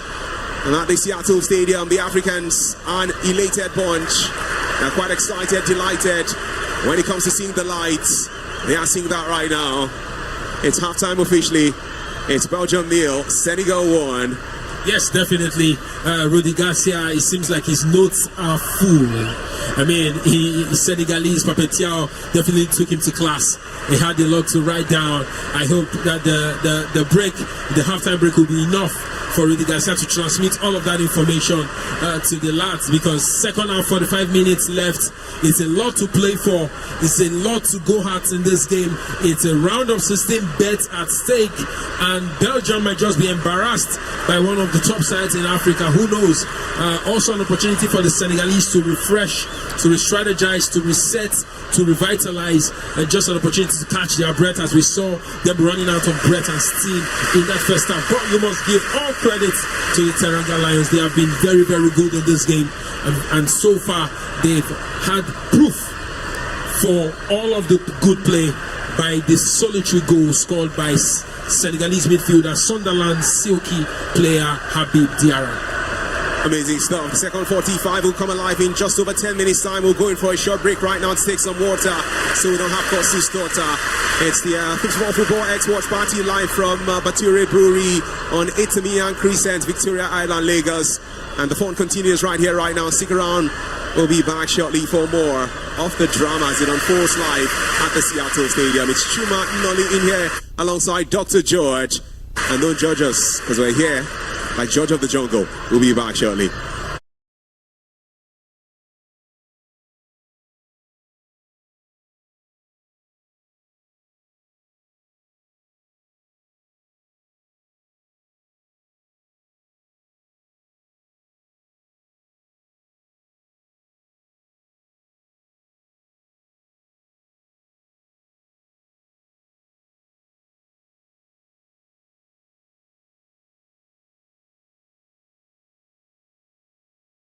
In 2022, so Senegal's golden generation, exciting young stars to Ivory Coast resurgence and South Africa's emotional return. The continent heads into 2026 with more depth, more talent, and more belief than ever before. So today on 54 Football X, we're breaking down all 10 teams that would be representing the African continent at the World Cup, but mainly focusing on the continent's biggest hopes: Morocco, Senegal, Ghana, Ivory Coast, and not forgetting South Africa. We'll look at their squad, stats, key players, strength, weakness, and realistic chance of going deep in the tournament. Can Africa eventually conquer the world? Morocco. Let's start with Africa's biggest hope in Morocco. In 2022, Morocco changed African football forever by becoming the very first side to play in the semi-final of a FIFA World Cup, defeating Belgium, Spain and Portugal in one of the greatest underdog runs football has ever seen in the round leather game. But here is the scary part. Morocco might actually be better now than they were in Qatar. During qualification for the 2026 FIFA World Cup, Morocco were absolutely dominant. 8 matches they played, 8 wins they had, 22 goals were scored, only conceding 2 goals in the process. That is ridiculous consistency.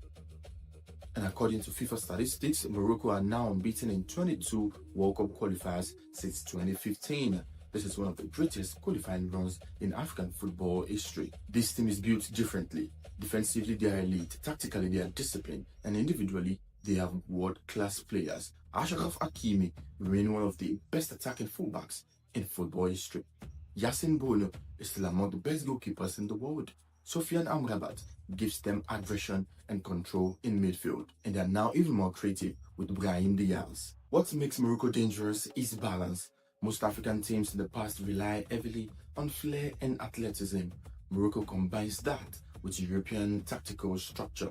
They can defend deep, they can dominate possession, they can counter-attack, and most importantly, they no longer fear anybody. You did see that at the 2022 FIFA World Cup. But there's pressure now, yes, because they are no longer going to be seen as the underdog. Morocco were recently described as carrying a heavy burden of expectation because after 2022, the world now expect them to perform again. In Qatar, they shocked the world. In 2026, nobody will underestimate them anymore. Still, if there is any African team that can actually reach the semi-finals again, or even the final, Morocco has the best chance. Now, let's talk about Senegal, arguably the most complete squad in Africa. Some analysts actually believe Senegal have a stronger overall squad compared to Morocco right now. And honestly, it is hard to argue. Senegal qualified unbeaten. Physically, they are terrifying. Tactically, they are organized. And mentally, they believe they belong to one of the best teams in the world. Remember, this is the same country that actually shocked the defending champions France at the 2002 World Cup and reached the quarterfinals. Now, they return with even more depth. And offensively, Senegal have explosive attackers in the likes of Nicolas Jackson, Ismail Assar, and Iliman Ndiaye. Unlike previous African teams that have actually depended on one superstar, Senegal's strength is collective. Even with Sadio Mané aging, they still have quality everywhere. What makes Senegal dangerous is physical dominance. Against European teams, African sides have struggled most times tactically or mentally. Senegal removes that disadvantage because they can actually be very physical and also try to overpower their elite opponent. They press aggressively, they transition quickly, and defensively, they're extremely hard to break down. The concern is the consistency in attack. Sometimes Senegal creates chances but fails to finish games early. And in knockout football, that can actually become very, very dangerous. Still, this squad has quarterfinal or even semi-final potential. Do not be surprised if Senegal becomes Africa's deepest team at this tournament. Ghana. Every African nation still remembers 2010, one penalty kick away from becoming Africa's first ever World Cup semi-finalist before heartbreak against Uruguay. That moment still hurts across the continent. But Ghana enters 2026 with a completely new generation. This team is younger, faster, more fearless, and far more attacking than previous Ghanaian squads. The star of this team appears to be Antoine Semenyo. He can dribble, he can score, he can create chances, and he thrives under pressure. And there is Thomas Partey, bringing experience and control in the midfield for the Black Stars of Ghana. Now, here is an underrated statistics. Jordan Ayew finished the qualification with 7 assists, the highest in the African qualifying series. This is to tell you that this team actually have something important. The Ghanaian team creates chances. The issue will be balance. Defensively, Ghana can still become vulnerable against elite opponents. Sometimes they attack with too much freedom and leave spaces behind them. But tournament football is unpredictable, and Ghana might be Africa's ultimate wild card. If the Ghanaian attack catches fire at the World Cup, Ghana could become one of the most dangerous teams in the tournament. This is not a team that will play safe. This is a team that would attack fearlessly. So watch out for Ghana. And honestly, this made them very, very exciting to watch. Next up, Ivory Coast. Ivory Coast might actually be Africa's most dangerous tournament team at this World Cup. During qualification, Ivory Coast went unbeaten and incredibly conceded 0 goals. 0. That defensive record is unbelievable. They also recorded the biggest victory in Africa World Cup qualifying history by defeating the team Seychelles by 9 goals to nothing. This team has power, speed, technique, and not forgetting belief. For this Ivory Coast team, Amad Diallo has become one of the most exciting young attackers in which you can look forward to in African football, and he would be thinking of taking the World Cup in his own stride. Frank Casey brings experience and leadership. Ibrahim Sangare tried to dominate the midfield battles for the Elephant of Ivory Coast, and Ousmane Diomande is imagined as one of Africa's best defenders. So one thing is sure, you would love about this Ivory Coast team is the exact balance they bring to their side. Unlike the golden generation of Drogba and Yaya Toure, this squad feels more complete tactically, and they defend together and also attack together. They press aggressively and find the right transition quickly.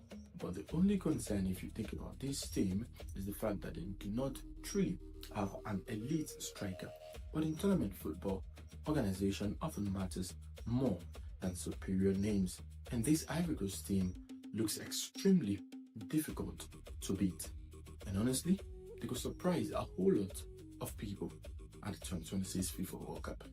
For Bafana of South Africa, qualification itself already feels historic, especially in a group that included the Super Eagles of Nigeria.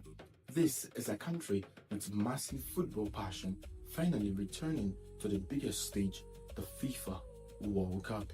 And while South Africa may not possess the elite stars of Morocco, Senegal, or even Ivory Coast, they do have something very, very important, and that is discipline. This South African team know very well and for themselves that under Hugo Broos, South Africa has been 10 teams, 1 continent, 1 dream. For the first time in FIFA World Cup history, Africa would have 10 representatives at the tournament. And this is not just about participation. It is time Africa genuinely believes it can actually produce a World Cup finalist, or possibly a champion of the world.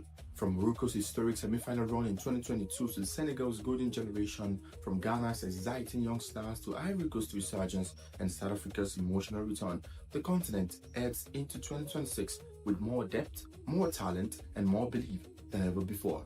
So today on 54 Football X, we're breaking down all 10 teams that would be representing the African continent at the World Cup, but mainly focusing on the continent's biggest hopes: Morocco, Senegal, Ghana, Ivory Coast, and not forgetting South Africa. We'll look at their squad, stats, key players, strength, weakness, and realistic chance of going deep in the tournament. Can Africa eventually conquer the world? Morocco. Let's start with Africa's biggest hope in Morocco. In 2022, Morocco changed African football forever by becoming the very first side to play in the semi-final of a FIFA World Cup, defeating Belgium, Spain, and Portugal in one of the greatest underdog runs football has ever seen in the round leather game. But here is the scary part. Morocco might actually be better now than they were in Qatar. During qualification for the 2026 FIFA World Cup, Morocco were absolutely dominant. 8 matches they played, 8 wins they had, 22 goals were scored, only conceding 2 goals in the process. That is ridiculous consistency. And according to FIFA statistics, Morocco are now unbeaten in 22 World Cup qualifiers since 2015. This is one of the greatest qualifying runs in African football history. This team is built differently. Defensively, they are elite. Tactically, they are disciplined. And individually, they have world-class players. Achraf Hakimi remains one of the best attacking fullbacks in football history.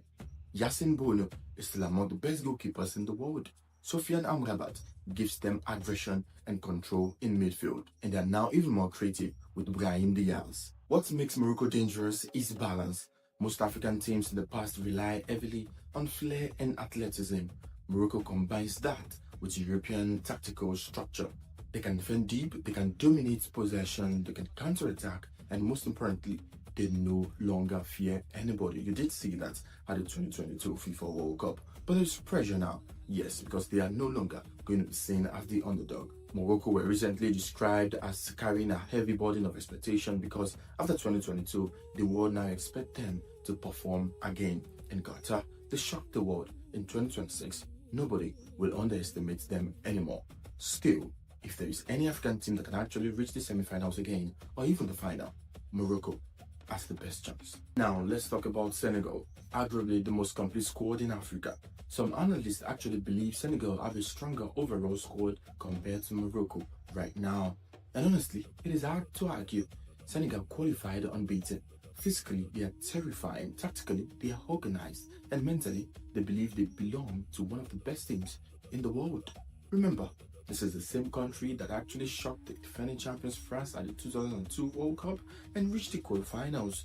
Now, they return with even more depth. And offensively, Senegal have explosive attackers in the likes of Nicolas Jackson, Ismail Assar, and Iliman Ndiaye. Unlike previous African teams that have actually depended on one superstar, Senegal's strength is collective.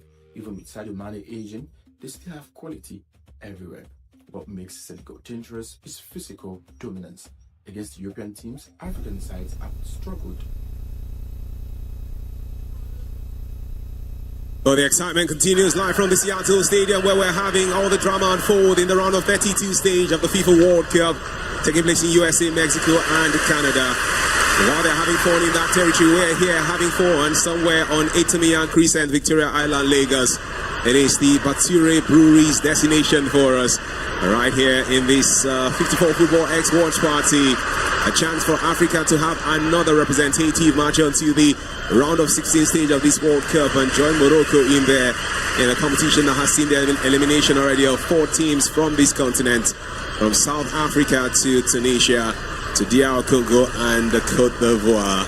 My name is Chuma Noli from Cool FM and Nigeria Info in the company of an amazing guy, a popular master of ceremonies and also a guy who's a medical doctor but loves to talk football. The talk doctor himself, Dr. George. Welcome back, bro.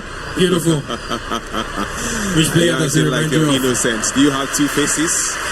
If you're innocent, you have 2 faces. It's great to be back. It's great to be back at the Watchalong, the watch party happening right here, Bature Brewery, Etimian Crescent, Victoria Island, Lagos, Nigeria. There's a lot of exhilarating moments. We had to catch our breath during the halftime break. Same way the players had to catch their breath. Yeah. And right now, second half, it's all to play for. Senegal against Belgium. Winner takes all at this point. Indeed, the Senegalese now attacking from left to right with the all-green outfits, and it's Belgium playing from right to left. And the Belgians have to defend because the Africans have Iliman Ndiaye. Oh, his strike goes a few inches wide of the goalpost of Thibaut Courtois. Oh, the bright start this is for the former African champions. They just want to score that second goal apparently and inspire themselves to victory and not make the kind of mistakes that we saw DR Congo make against England earlier today. Definitely, we see Iliman Ndiaye just trying to bend that shot in. Senegal starting like how they played in the first half, especially in the first phase of the first half, just trying to get that confirmation goal just before the Belgians settle into their rhythm and settle into their play. Iliman Ndiaye definitely missing that chance, but the Belgians definitely have to be extra careful. They have to really watch their backs because the Senegalese have players that can hurt them real bad. I hope that they'll be able to do that.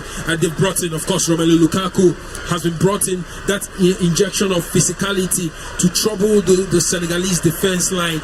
Definitely, Rudy Garcia listening to us right here at Bature Brewery because right now they need Lukaku. I think that they need that physicality just to add that extra spice. Romelu Lukaku, highest goal scorer for the Belgian national team, experienced campaigner. I'm sure there will be a lot he can bring into the Belgian side. Hopefully, he can be and make all the difference in this one. Well, the 33-year-old is now on the pitch and certainly is a galvanizing factor for his nation who have to defend right now, though. Lukaku has quite a rich CV, has played for high-profile teams like Chelsea, Manchester United, Inter, Napoli. Currently his current destination. They would be coming forward, Senegal, from that left-hand side of attack. And Belgium's back line of Castagne, the right full back. Seeing Jérémy Doku come back to help him defend. Sadio Mané, he really is the man for this nation. Doku had to come back to try and stifle the possession of the Al Nassr man. 2 minutes into the second half. Leandro Trossard having an injury concern. He will have to take this one off. The guy who won a title with Arsenal, the Gunners, Premier League champions for the first time in 22 years. And he'll be hoping that will inspire him to help his country also win perhaps the first World Cup if they go beyond Senegal today. It sounds like valid, right? It looks like pipe dreams right now. Really pipe dreams, because the Belgians haven't played like they want to win the World Cup.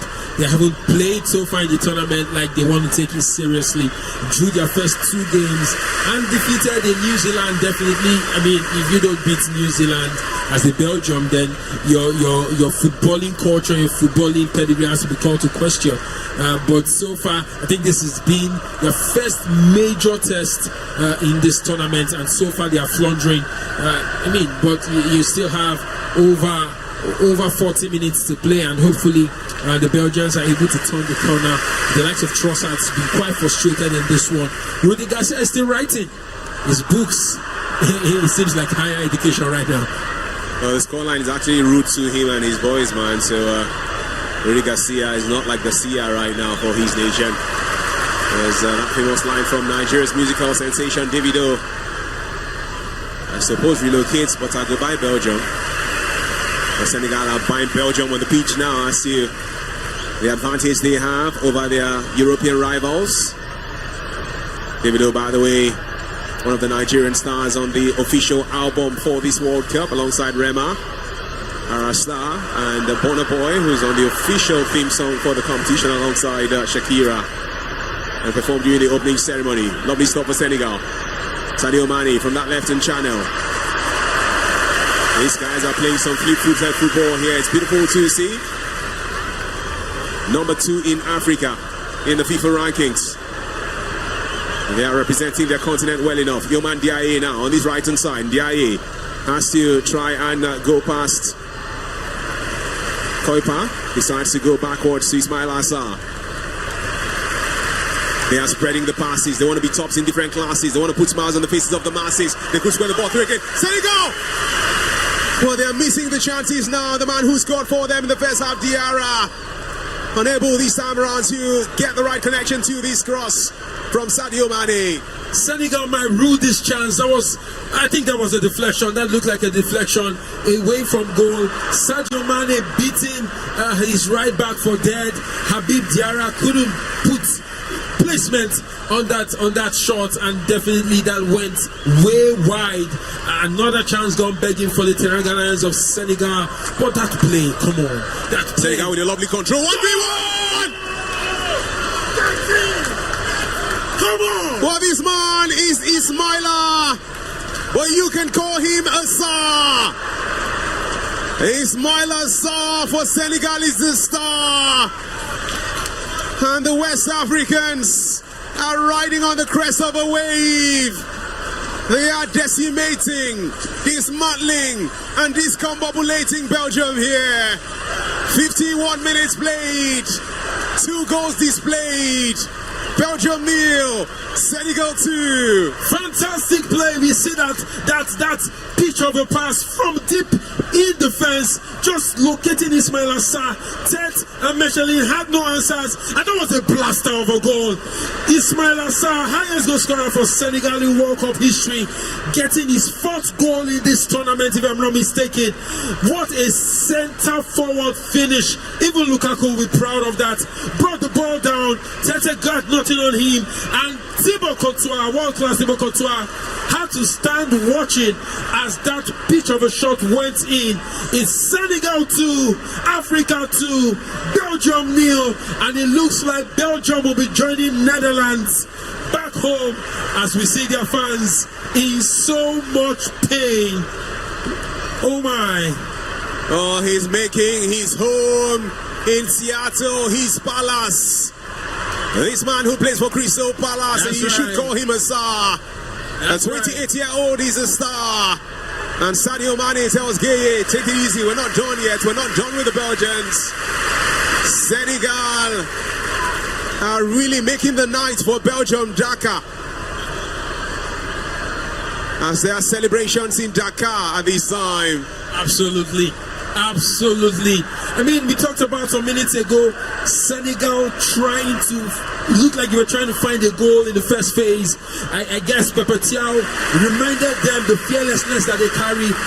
Unlike the first half where they had some chances that went begging in the first 15, in the second 15 of this game, they have been very ruthless. We saw the chance before that goal, and now just immediately they caught the Belgians napping.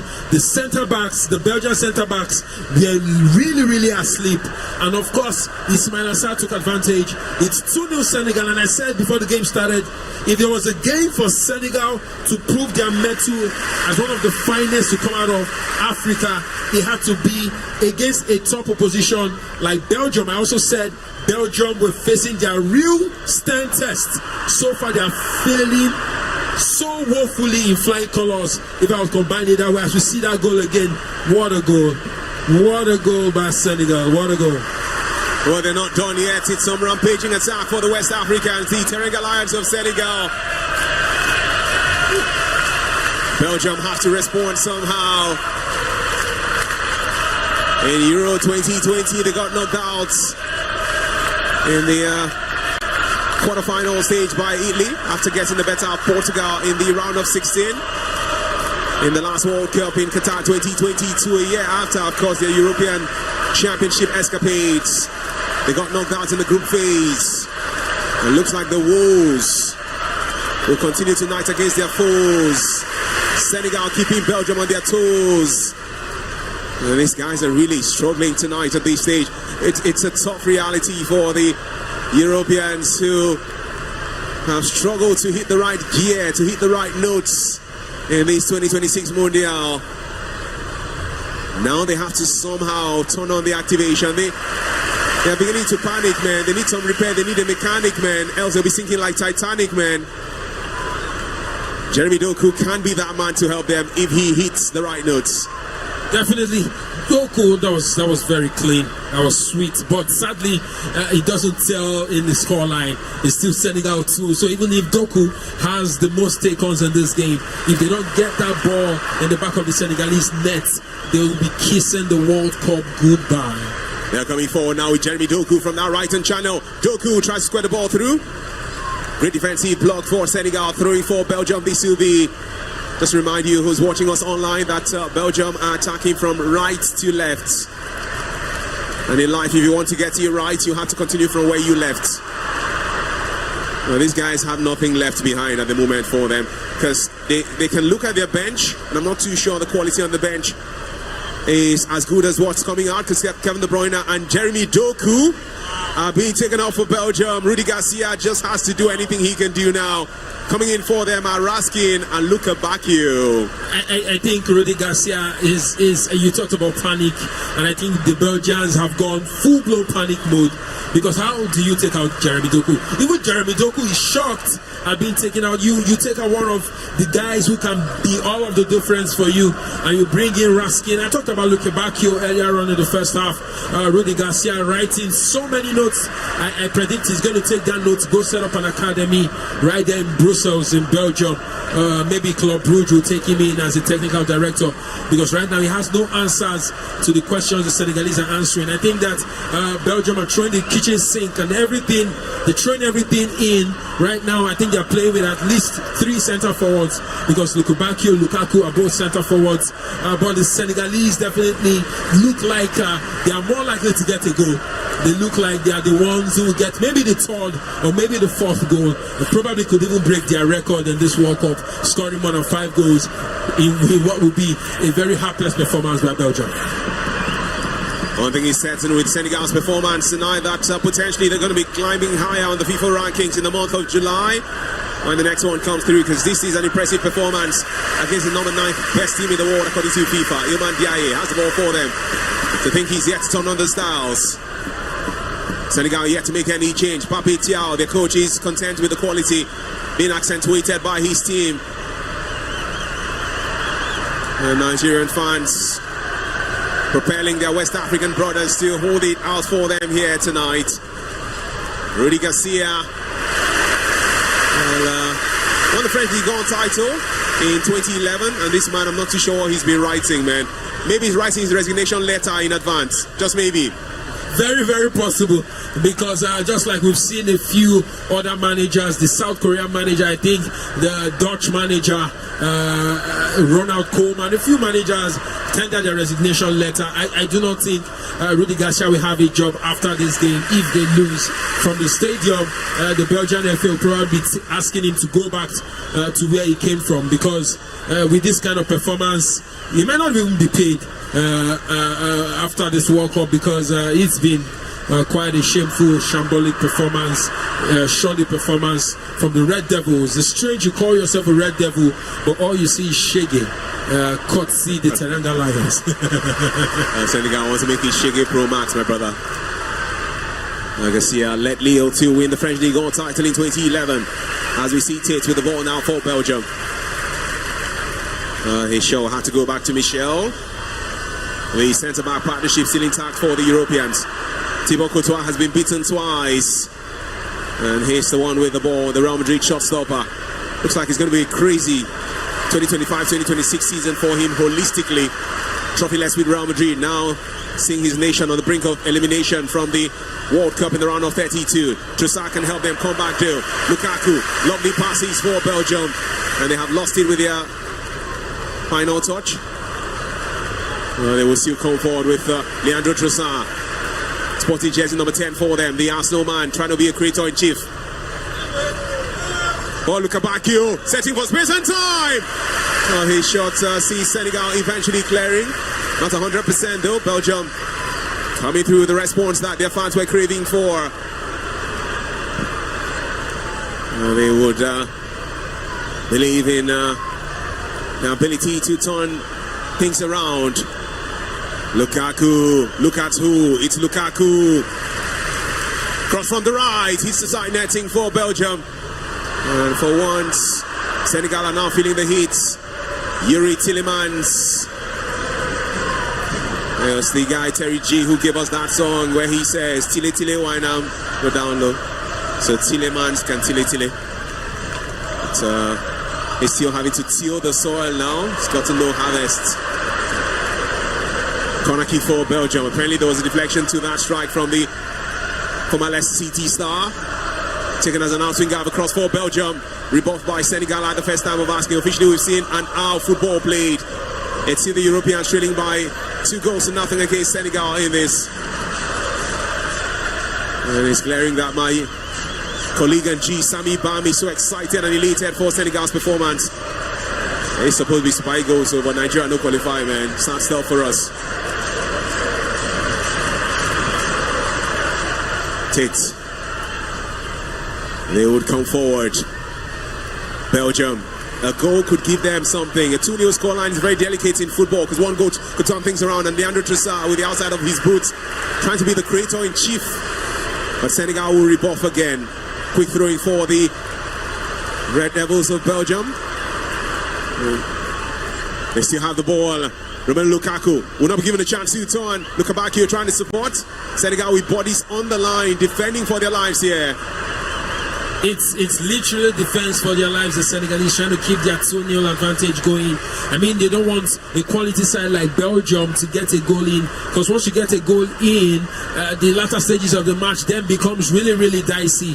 But the Belgians just looks like they just woke up. They just woke up to their responsibilities that coincided with the removal of KDB and Jérémy Doku, as we see Diego Moreira of Strasbourg, Rudy Garcia turning to everyone and anyone he can find on his bench to salvage something from the remaining 20 plus minutes or 30 plus minutes, I would say, of the game left. Nicolas Raskin, who came in, is a midfielder, and the Belgians have switched to a 4-4-2, just having Dodi Lukubakio and Romelu Lukaku just trying to apply more pressure to the centre-back pairing of Pape Cis and Diakite, and it seems like that has just cranked up things for the Belgians. Rudy Garcia is trying so hard not to lose his composure, because right now it seems like they're down and out. Really, seems like they're down and out. Speaking about being down, Arsenal's man Leandro Trossard is down. Crepin Diatta actually crept into his space and perhaps got his knee towards his back or something, because the man who scored 2 goals for Belgium against New Zealand in the final group game for them in the World Cup actually is down, as Van Eycken has been taken off, and Moreira, the 21-year-old from Strasbourg, comes in for them. So 4 changes so far made by Rudy Garcia for Belgium, but they are still yet to score after 63 minutes. They will come forward again from that right-hand channel. We're seeing so much of Luka Bacchio since he was introduced onto the pitch. Well, we look at Bacchio, Belgium are not looking back. Oh, they are coming forward, and we'll see a yellow card shown to a Belgian star who's there in the referee. You know what will happen? Why you not give a yellow card to the person who fouled Trossard? Because it's like, see what happened that last time. Michel with a yellow card. That was really poor. Ismail Assar just beating Michelin, and Michelin definitely taking him down. He left the ball. He had no business with the ball. He had his fight with Ismail Assar. How do you beat me on the air and score such a goal? It's like frustration creeping in, something. Frustration creeping in or something. He had to be frustration. And the Belgians they switched to a back three. They've switched to a back three right now. It's a cross coming in. It just pinned. I mean, no. That could have been done better by Pape Cis. He just pinned Pape Cis. A blinder of a shot beat Mori Diao. Romelu Lukaku trying to rally his players, and the next 5 minutes plus added time is gonna be really tension filled, because right now the Belgians are riding the wave of ascendancy. They smell blood, and they might just be getting a second goal. Who knows? And just takes us back to the chances the Senegalese had. It probably could have made it 3 or 4 and just sealed the game. But right now, the Belgians, with the quality they have, we look at this game and say it is not over until it is over. And 3 minutes of regulation time still in. We'll probably have at least another 3 minutes added. It could just be a game to remember, and the Senegalese definitely don't want to lose this. They don't. They could score that third goal, Senegal. But one more time, they have profligates at goal. Oh, you think that is important to keep themselves some respite? And hey, not at this time of asking. Mbaye blasting that one way off target. Belgium are still in the game, 88 minutes. Leandro Trossard would love to see Tillemans help out, but Senegal have the ball again. And not for too long, because it's back with Belgium. Tate. Around the centre circle area in the half of the Teranga Lions. Michel. They will go to that right-hand side in attack. Oh, Belgium believe that if they were dead, they can relieve. Their fans are having a bit of relief. They will come from this left channel again in attack. Leandro Trossard with a cross. Diao comes in! The unthinkable has happened! Belgium are back in this one! Senegal have been decimated! They have been punished! And the Africans who have their hands over their heads. A 2-goal advantage has been let to slip in the final 10 minutes of this game. They are world number 9 for a reason. Belgium have turned on the styles. They have been rewarded for it. It's 2-2. No. This is just really disappointing. Mori Diao got it completely wrong. Yuri Tillemans heading into an empty net. Trossard has been at the heart of everything happening with the Belgian side in the last 15 minutes. And I mean, Trossard and his captain fighting for a better cause. As we see that after the hydration break, they came back and they turned on the star. Mori Diao, the defense of Senegal, have a lot of questions to answer. That was shameful, really. That was shameful, and football is ruled by moments. And for quality sides like this, You smell the moment, you take it. They got the first goal, and we just thought that probably the Senegalese will hold on. But in less than 2 minutes, the Senegalese undid everything they had done in the past 80 plus minutes. And right now, the game is there for the taking. The Belgians could look at this one and say, why not? If not, we get a third goal, as Rudy Garcia has been given a yellow card by Said Martinez for misconduct. Wow. Just wow. Football is unscripted, but it gives us more drama than the best movie ever made. And that's the drama we're seeing in this. From being on the stage of the highest level of success to crumbling when it matters most. And Senegal would have the pressure on themselves now, but who knows, we could just see one more chapter in this amazing story. It's a storyline that is out of this world in Seattle. 7 minutes of added time. We're into the first of the 7. We may just be staring at extra time in this. DR Congo conceded very late against England, conceding twice. Senegal have done same here, but they will come forward from the right hand side with the through ball straight into the arms of Thibaut Courtois. Ismail Assar needs to step up now for his nation. These guys want to keep us here for much longer. Thibaut Courtois with the clearance. Lukaku. Through ball from that right hand side for Belgium. Square through. Out for a corner kick for the Europeans. Lukaku helping out. Senegal are feeling the tension. From a place of comfort to a place where the victory of Belgium may just come forth. Wow. You just see the quality Romelu Lukaku brings. I mean, I talked about the physicality, the presence, holding the ball, the off-the-ball movements. You can't take it away from Romelu Lukaku. Corner kick for Belgium from that right-hand side, and now swing out across. Headed out. Tillemans tried to return. Lovely play from the Europeans. Confidence from them. Another cross again. Goalkeeper Diao saves this time around.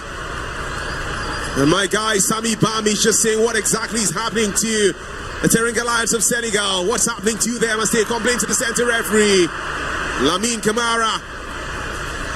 Well, yeah, someone behind me just saying they are frustrated. Now indeed, though, he shocked them. They never expected it. Mentality. And maybe that's why African sides really don't go far in tournaments like this, because mentality is very important. You find the likes of the French, the Dutch, the English, the Spanish. You don't switch off. You stay in the game, because as long as it's 90 minutes, anything can happen. I think the Senegalese were just in cloud 9, thinking that they had gotten the game wrapped up, and the Belgians stayed in the game. And that's the mentality the likes of the Europeans, the South Americans have.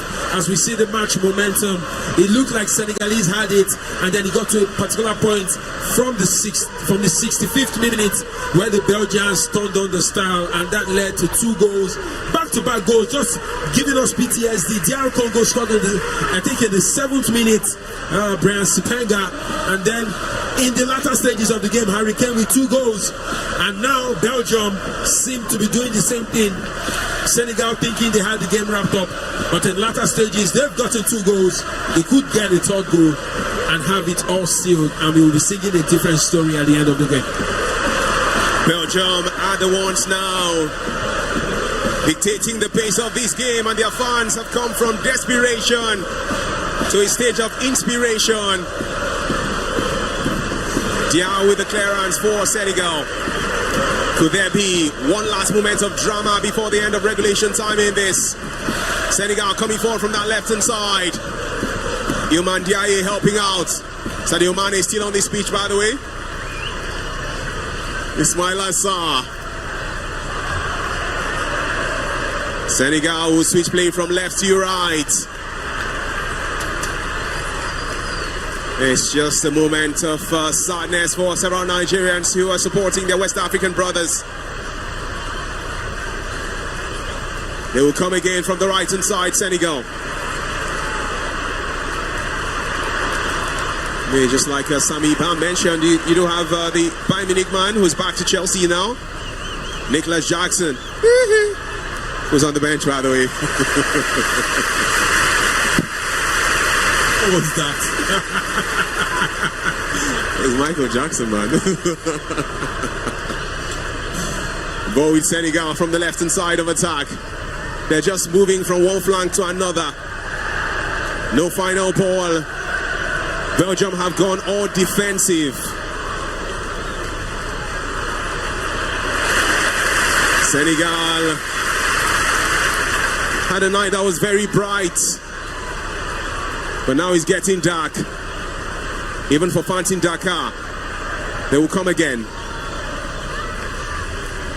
6 minutes into the 7 added. Looks like we have to mentally prepare for extra time at this stage. Not what the doctor ordered for everybody, I can imagine. That's the thing about football. Perhaps there could be one last strike on goal for Senegal. This one! Just a few inches wide of the goalpost of Thibaut Courtois, who in the water Malamide had to, first of all, go down low. Idrissa Kanagaya with that shot. Yeah, definitely. A power driver from a distance. We had all been screaming for the ball to get into the box. I think that right now the Teranga Lions are bereft of ideas, really seeking inspiration, and the Red Devils have sucked all the inspiration dry. And right now the Senegalese fighting for their dear lives, as we have 1 minute to play in extra time. And the Belgians seem to be the ones that seem to have had a better game. If you're just joining in, you probably have thought that this was a game that was end-to-end. But I promise you, this was a game that the Senegalese had completely done and dusted, wrapped and delivered, dispatched by the delivery man. Only that the delivery man had to spill the beans. And right now, the Belgians found their way back in the last 10-12 minutes of the game, and it just looked like the Senegalese have run out of ideas. Pape Thiaw really needs to call his side to order. In extra time, in added time, is going to be a lot of psychological warfare, really. Cross for Senegal from the left-hand side. No teammate of the national team was around on the far post, and the center referee may just have seen enough, as Rudy Garcia has seen his team come back from the dead. At the Seattle Stadium, we have seen so much of drama, enough to trigger the commentators' grammar, as Senegal have been forced to stammer in a fixture where both sides have fallen under each other's hammer. The goal from Ismail Assar in the 51st minute, coming after Diarra's goal in the 25th minute, was cancelled by 2 goals in the space of 3 minutes by Lukaku and Tielemans for Belgium in the 83rd and 86th minutes, as the West Africans crumbled when it mattered most. And so now we're going to be running into extra time, full time at the Seattle Stadium. It's Belgium 2, Senegal 2. I'm very sure all of Africa will be disappointed, really. That was really disappointing. We thought that by now we'll be screaming Africa into the round of 16. But once again, when it all mattered, when it needed to be counted, the Senegalese were not there to be counted. The Belgians, you must give it to them, ranked 9th in the world, with superstars like KDB, Romelu Lukaku, Yuri Tielemans, Thibaut Courtois. These are guys who know their onions, been there, done that. And right now, Pape Thiaw really has to psych his boys up, because I think as from the medical side, these guys psychologically are on the ground zero. And Rudy Garcia will really have little work to do, because the psychology of his Red Devils are at 100. He really, these guys are like devils right now, looking for who to steal, looking to steal, to kill, and to destroy. And it's the Teranga Lions up for dinner right now. Pape Thiaw really needs to motivate his lads. He sure has. So as we go in for another very short break, we're going to be back shortly to take you through extra time proceedings at the Seattle Stadium. El Hadji Diop has come to speak to his boys as well, just to motivate them to turn things up in extra time. It's a VIP Exports experience live from Bature Breweries on Itamian Crescent, Victoria Island, Lagos. Chuma Nolly and Dr. George will be back shortly. Stay with us.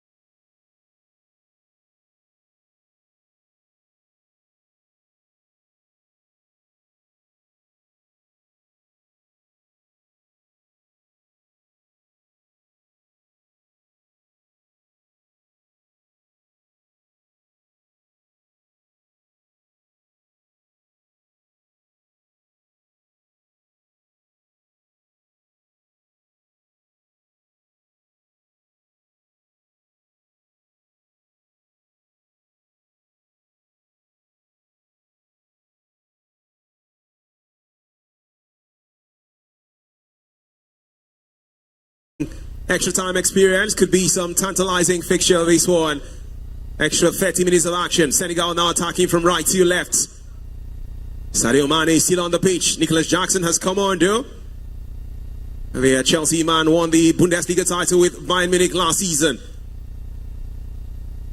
Senegal starting with the right hunger to try and see if they can wrap things up before longer. West Africans keen to show us that they are stronger. As we have extra minutes for these players to exude quality on the pitch. Team on all green. We're blossoming for 82 minutes before capitulating in the space of just 4 minutes. Considered in the 83rd. Lukaku's finish and 86th from Yuli Tillemans. We have seen a penalty shootout eliminate the Netherlands from this World Cup in the hands of Morocco. There could just be cause for shootouts to come to the fore again if these two nations fail to find the back of the net in extra time. Clearance for Belgium by Thibaut Courtois. Lukaku falls to the top. The referee says play on. Long ball by Senegal. Possession lost. Tate coming forward for the Red Devils. In fact, it's Morgan Moreira just has that lovely hairdo. Ball back to goalkeeper Thibaut Courtois. Belgium came into this competition with huge dreams. They've had cause to change managers a few times in the last set of years, from Roberto Martinez to the man who was there and let go just 7 months into his time. Rudy Garcia came in January 2025. Oh, we didn't have the changes earlier. Now we're going to have those changes finally. There's Sadio Mané, who will be taken off now. Nicholas Jackson is on standby. He'll be coming through shortly. Jackson went on loan to Bayern, a team that Mané himself played in after leaving Liverpool before moving on to Saudi Arabia. Senegalese fans giving Mané standing ovation for playing his part in the team's 2-0 advantage before they capitulated. And the coach of the side, Pape Thiaw, says, "Bro, you don't do well, man. Well done." Thiaw in his early 40s. Nicholas Jackson. Many people accuse him of being profligate in front of goal, but when he's in the mood, he can't score. Senegal will be praying that this will be one of those nights where he activates the goal-scoring mode. Yes, definitely.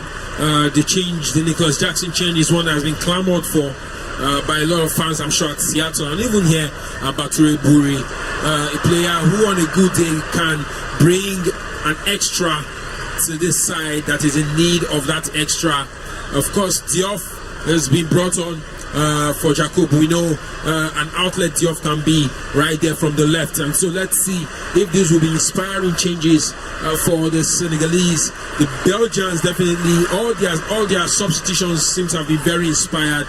Romelu Lukaku, Lukubakio, Diego Moreira, Thomas Meunier, these guys have come in and they've been the difference for the Red Devils, and so we're counting on the Senegalese substitutes, the likes of Pape Metassa, Lamine Camara, Nicholas Jackson, Haji Diop, to come in and be the inspiration as we see another substitution. Right now, the Teranga Lions throwing the kitchen sink, throwing everything in, just making sure that I think it's Idrissa Gana Gueye, captain, who will be taking off right now. Indeed, and it was good to see Edouard Mondi on the bench. He's trying to share some words to his teammates who's coming to take the place of the Everton man, Idrissa Gana Gueye. Well, Senegal will be saying he's gonna be okay for us here, man. Don't give up yet. And coming in for him is Ndiaye. It's quite a popular name in that country, Senegal.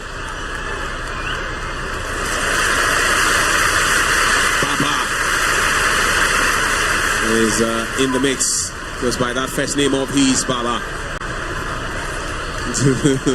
Of course, there's a lot of Babas everywhere. Big shout out to our own Baba. Mané goes to take his seat. He's the star of the Senegal team. I also think that his end in international football is near. Perhaps he wants to stick around to play for his country in the next Africa Cup of Nations next year. Sammy, take it easy, man. The guy's still there, bam. Belgium passing the ball to Michel, one of the two centre-backs. And there's still Tate on this pitch, by the way. The two centre-backs have not been changed at all by their manager, Rudy Garcia. Now switching play towards the right-hand side. It's going to be the presence of these men who've come off the bench to galvanize the performance here. Mounier marked by Ismail Assar. 6 minutes into extra time. Scoreline still even Stevens. Belgium 2, Senegal 2.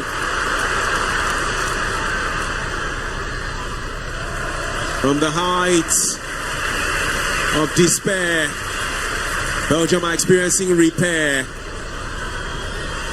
Senegal really have to prepare to stop them from scoring a third goal.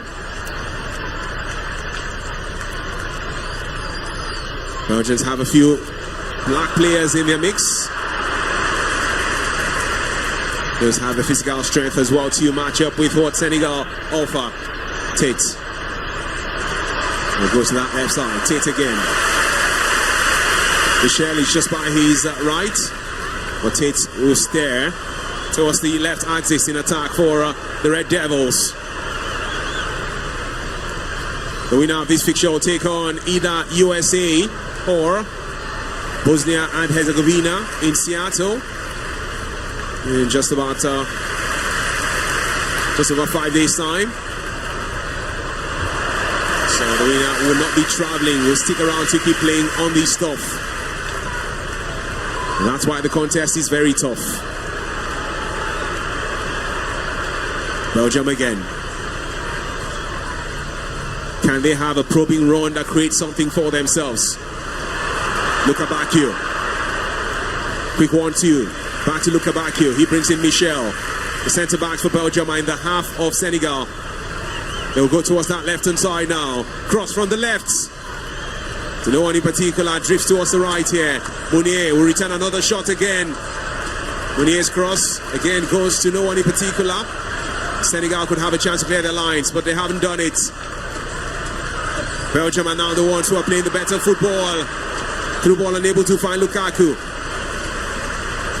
The referee intercepts play.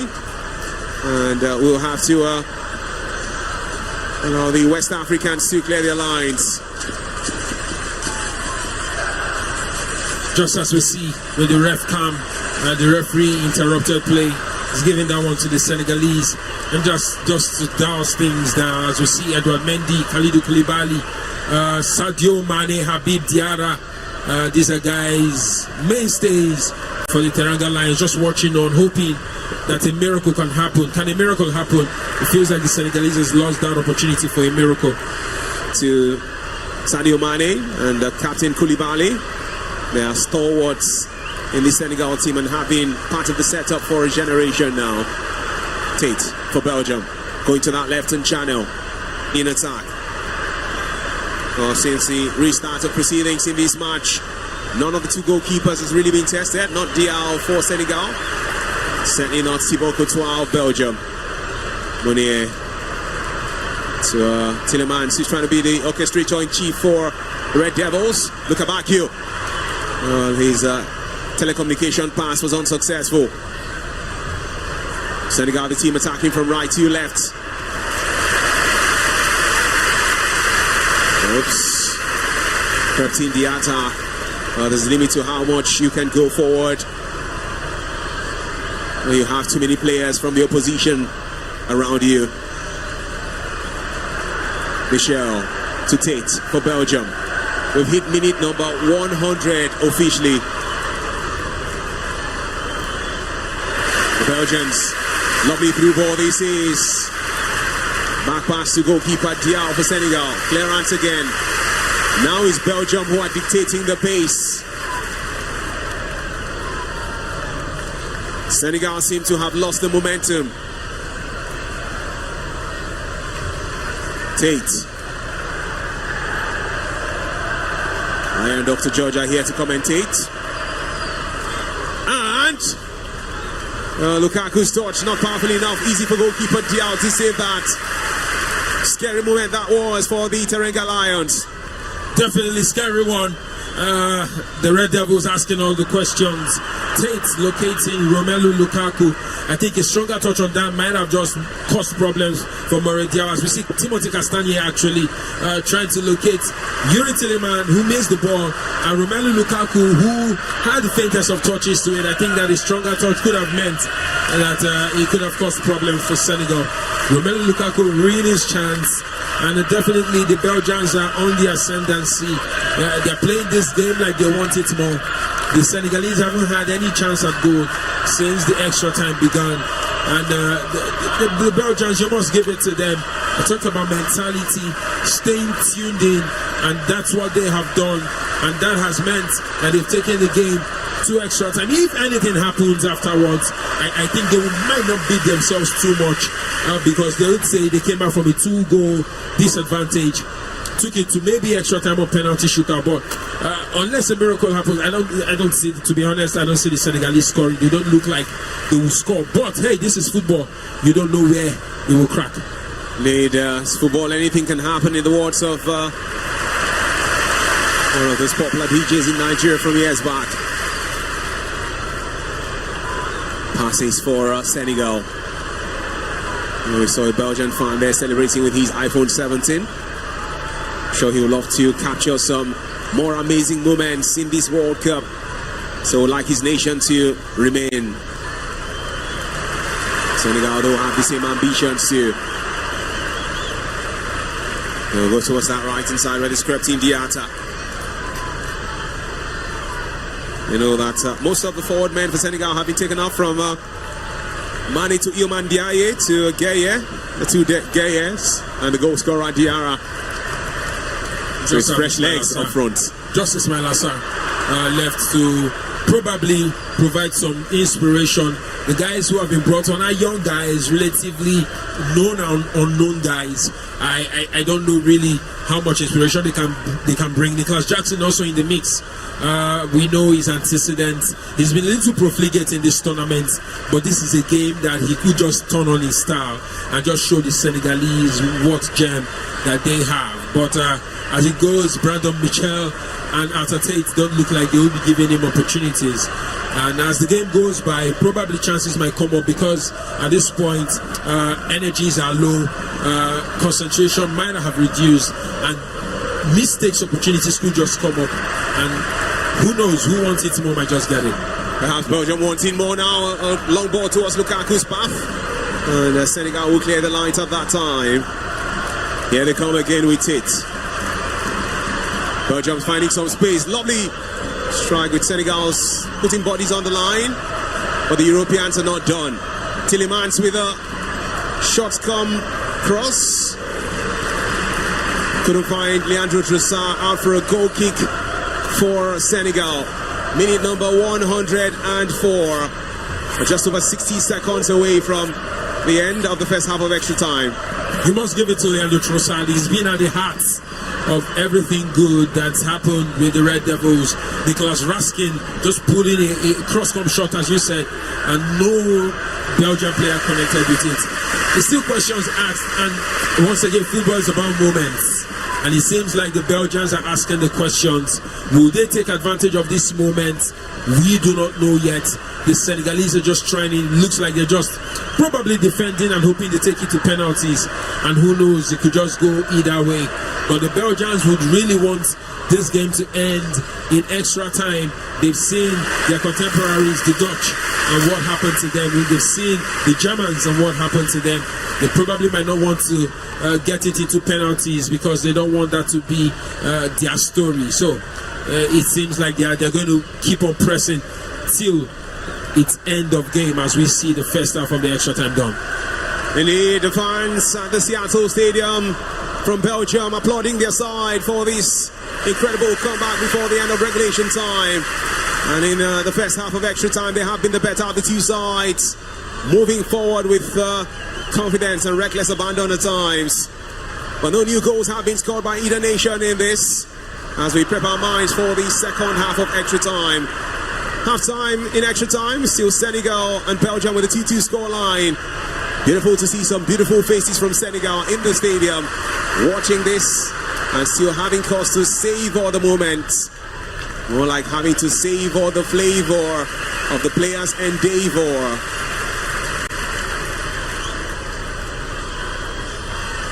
Incredible stuff. Just bits of interaction here and there. Yes. The players will have to switch places shortly. Yes, definitely. We see some of the senior players, Edouard Mendy, Kalidou Koulibaly, just trying to inspire the lads, Sadio Mané, just trying to remind them to stay focused, which is what they did not do, and that led us to where we are now. The Belgians look a lot more united, they look a lot more focused, and who knows, it's final 15 minutes of play.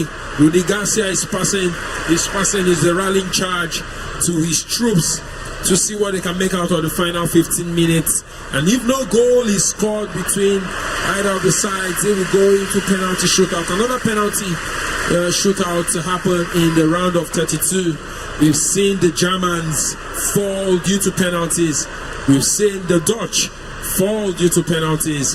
If this goes into penalties, will the Belgians fall by the wayside? That's left to be seen. And then nice to see, fans from different nationalities also in here. The USA is a melting pot for humans from multiple nationalities globally. Little wonder they are made for the records. The last record that stood for the highest attendance in the history of the World Cup came from USA in 1994, and no other World Cup after that one beat it up until the 2026 edition that again has USA in the mix. This World Cup is the tournament with the highest attendance. To think we're not yet into the quarterfinals, and that has been broken already, so watch out for even more. More than 3 million fans have attended games in this Mundial. 5 million actually. 5 million. Yes, over 5 million. Keeps getting crazy and crazy. And they call it soccer, while we call it football. So they're enjoying their soccer, and I just imagine that there will be a new wave of new football fans by virtue of this World Cup. It's on social media, it's all over, it's streamed. A lot of people have access to a lot of the games, and I think that this tournament will be one of the tournaments that will end up redefining what football support has become, or what football support will become in the nearest future.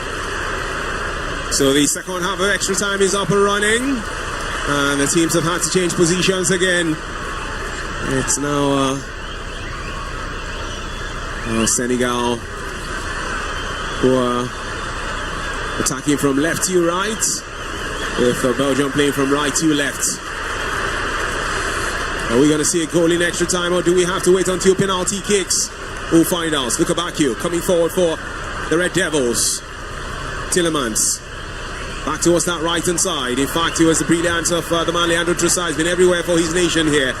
We'll go to that right side again. A cross comes through from that territory. Connecting header. It's way off target. Goal kick for Senegal. Dia will be taking this for them. As we see Amadou Onana, Aston Villa strongman, Belgian midfielder warming up. We know the steel he brings to the midfield probably brings aerial presence. If they decide to go route one, putting in the crosses in. The Belgians right now are really trying to look for ways, trying to find solutions to the Senegalese problem. The Senegalese fighting to hold it all in, just to keep the game as it is, and hopefully take it to extra time, take it to penalties, where it could be any man's game. The likes of Baba Ndiaye, Pape Metassa, Lamine Camara, just trying to keep things ticking. But with Amadou Onana coming in, will they be able to have the presence of mind to keep that strong man in control? The Senegalese really, I think they can find something out of nothing. But when you have some of the inspirational players taking out, you just see that there is no inspiration from anywhere. You just find the young lads just trying to do what they can, hopefully to make their nation proud. That was about it, and here they will come again from the right hand side. Senegal, these young stars who are on the pitch like Mbaye will try to launch a cross forward from the right hand side, and the man with jersey number 20 gets a three for his country. Three taken by Mbaye. Captain Diatta supporting him. It's more of Senegal now trying to get into the groove in the second half of extra time. Mbaye one more time. To find spaces, perhaps spreading away from this right channel could be where the magic happens. Lovely play for Teranga Lions. Here they will come from the right side. Ball's going through. It's a few inches off target, that one. Mbaye has his hands over his head. Fantastic piece of play. Cross put in. Mbaye really. I think he wasn't sure what he wanted to do, and that went agonizingly wide. One of the few times in the last 20 minutes that the Senegalese has had some joy attacking wise. On another day could have been a goal, but they've lost it as we see Mercurial Leandro Trossard taking out, and Amadou Onana brought in for area presence, for strength, for physicality, for steel. The final change for the Red Devils. Will this be an inspired change? There's left to be seen. Seeing Amadou Onana, one would have thought he was coming in for Senegal, cuts up his look. So he plays for the Red Devils of Belgium. Had this famous interview in the last World Cup or the Euros, where someone interviewed him and said, Onana, thinking he was the Manchester United goalkeeper at that time, and he was keen to tell the journalists, "You don't know me. I'm not that one from Man U." Belgium have a player down. Bit of a concern. Head injuries are certainly serious business. Avoid the discussion around concussion. So there has to be some quick precaution. It's important to avoid any repercussion, as the case is. Of course, it's a head injury. There's a lot of conversation between the referees and Rudy Garcia. There's a lot of tension right there. I mean, I can imagine the players at Seattle. It's a lot of tension, adrenaline pumping. As we see that exchange, Crepin Diatta just going behind Diego Moreira, hitting him at the back of the head, and Diego Moreira falling to the pitch. A little loss of consciousness, but the medics checking him, the smiles here and there. I think he's good. He will just go out and then come back in after a minute or two. Hopefully, his coming is being very, very inspiring for the Red Devils. He's expanded the width of play for the Belgians. He's caused problems for the Senegalese defense, and he's been one of the difference makers going into the last exchanges of this game, really. Nearer draws the time that shall surely be. And the center referee will signal the end of extra time. We're just about 10 minutes away from that. And the scoreline remains 2-2 between Belgium's Red Devils and the Teranga Lions of Senegal.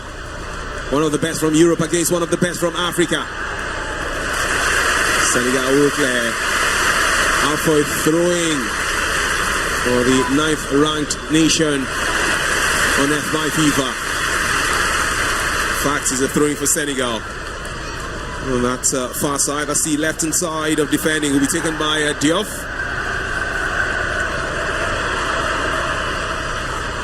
Tielemans is calling for a free kick. He wouldn't get it. Referee says play on. Tielemans is still on the top.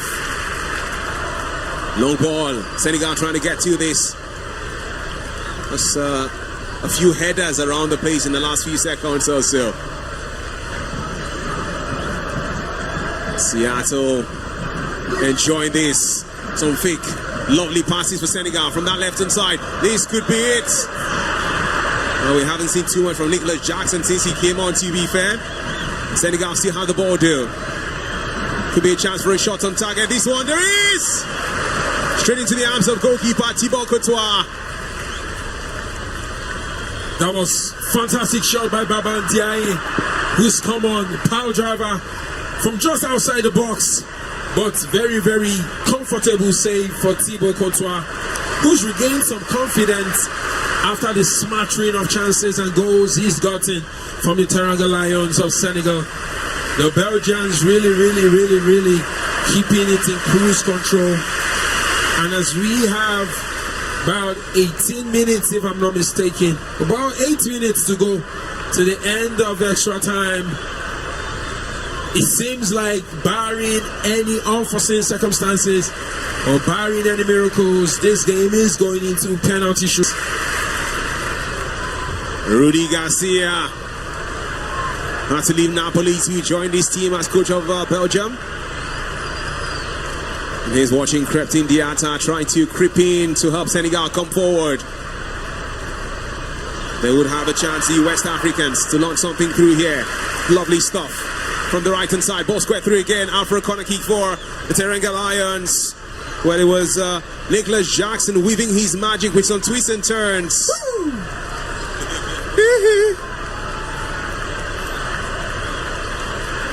Corner kick for Senegal.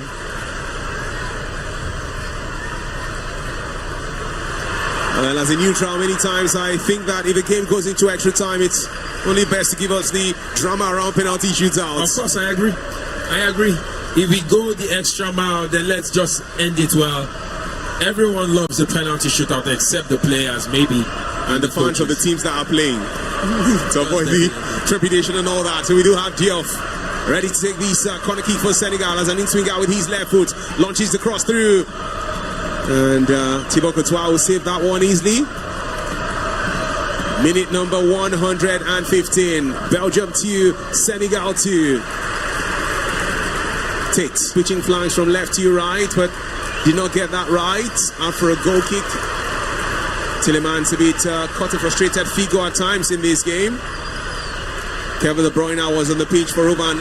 Could do nothing to help his nation, and all he can do now is just watch from the sidelines.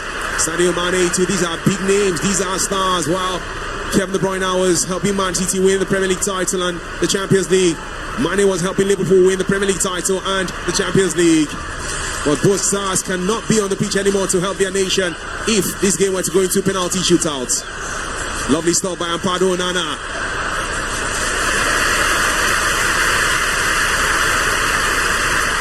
Tate for Belgium in the half of the Europeans. Michele.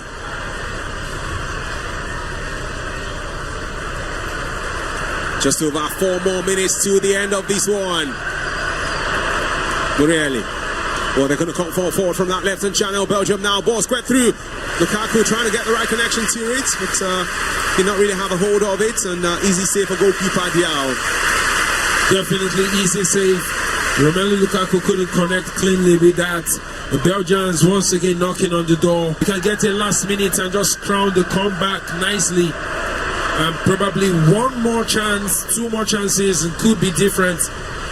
At this point in time, we need to ask the Senegalese to stay switched on. As saying local parlance, G Masu, stay awake. It's a place a round of 16 up for grabs. And right now, if you snooze, you lose. And if you don't stay in the game, you'll be sent back to Dakar. Whereas Chuma said, it's going to be Dakar nights right there in Dakar. Lovely cross for Belgium from that left side. This could be the goal. Senegal escape unscathed. Castagne had a chance with Lukebakio.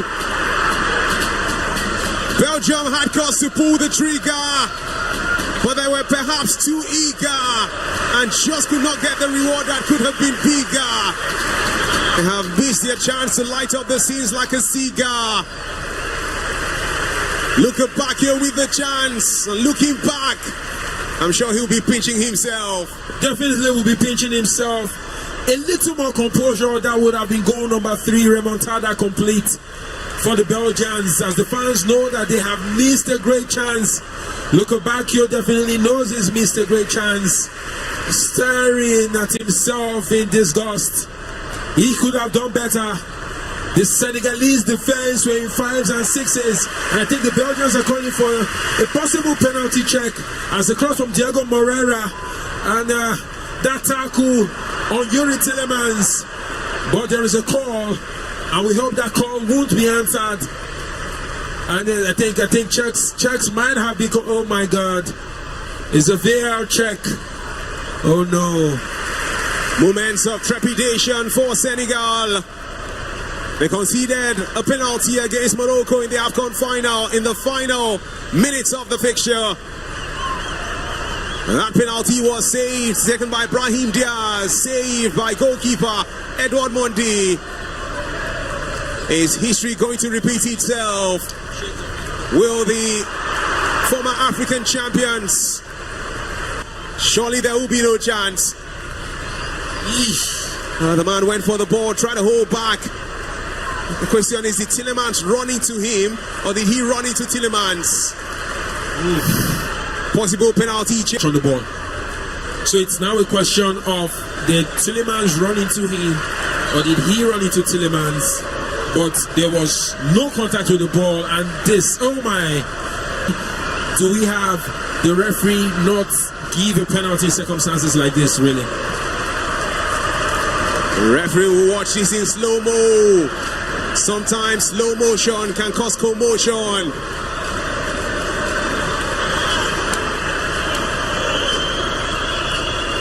Oh, he basically kicked Yuri Tillemans instead of kicking the ball. Yeah, he just kicked Tillemans, who was having a 1v1 chance at goalkeeper Diao, and this is more likely going to be a penalty for brothers in the Teranga Lions of Senegal. Oh no, tense moments for every Senegalese fan. Lamine Camara definitely made no contact with the ball. He attempted to make contact with the ball, but made contact with Yuri Tillemans, who was on a 1v1. But it could be the argument that he was staring at the ball and not the man. That's where the argument could come through, that he was staring at the ball and was keen on trying to clear the ball, and then Tillemans ran in. That could be a case. That's the only chance Senegal have here. The referee will walk back onto the pitch. He will speak to the stadium as always and share what his decision is. Oh, this is something that Senegal will want to renew, my brother. So the referee speaks to the stadium, and the referee decides, and there would be a penalty for Senegal's rivals in Belgium. Belgium have a penalty in two different competitions. In AFCON 2025, Edouard Mendy saved the Rabona of Brahim Diaz. In the 2026 World Cup, can Diao help Senegal get a victory? They think they should be Diaz. Or that should be Diaz, as the case is. It's handbrake on the Senegalese bench. This is not what the doctor ordered for them. They were leading 2-0, heading into the 82nd minute of this fixture. And they may just be throwing all of that away. That's really sad. I mean, for every Senegalese fan, every African, unfortunately on the global stage, the Senegalese will not walk out. They will face they will face the penalty, which is a penalty kick, as we see frayed nerves, as we see tension spill. Diop and Tate going at it.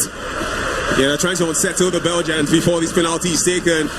Sis is on the top. They're just trying to buy as much time to unsettle the Belgians. It's psychology. It's a bit of antics here. Sadio Mané has his two hands over his mouth. Disbelief. They had this game. They were home and dry, or so they thought. More likely than not, Romelu Lukaku will be taking the sport kick. And like Zorro, he never misses. Sis, I think he wants a Belgian player to be sanctioned. Oh, he just went down by himself. Oh, they're saying there was an elbow. Nicholas Jackson is giving that sign to the referee that there was an elbow. They also want to be Lukaku, the man that has had a very, very dramatic season with Napoli, injuries, discontent, issues with his club, coming to Belgium, highest goal scorer ever for the Belgian national team. He's come for them in very, very crucial moments. A difference maker, got one of the goals that inspired the comeback and could just be at the heart of a complete comeback. Last 5 penalties for club and countries, missed just one. 4 out of 5. If it was a class assignment, that's 80%. That's excellence. A+. Goalkeeper Diao as Edouard Mendy, who saved from Brahim Diaz in the AFCON watches. Yuri Tillemans will step up instead and not Lukaku. The Aston Villa man won a trophy with his team. It's of joy in the past. tries to give his nation success that won't last. And the comeback is complete for Belgium. Senegalese hearts have been shut up for the Red Devils. As we to the top left corner, that was in no doubt a captain's performance. Leandro Trossard, excellent performance from Leandro Trossard tonight. As we see KDBs, we see Axel Witsel and the rest of the Belgian contingent and fans in Cloud9. Lamy Camara.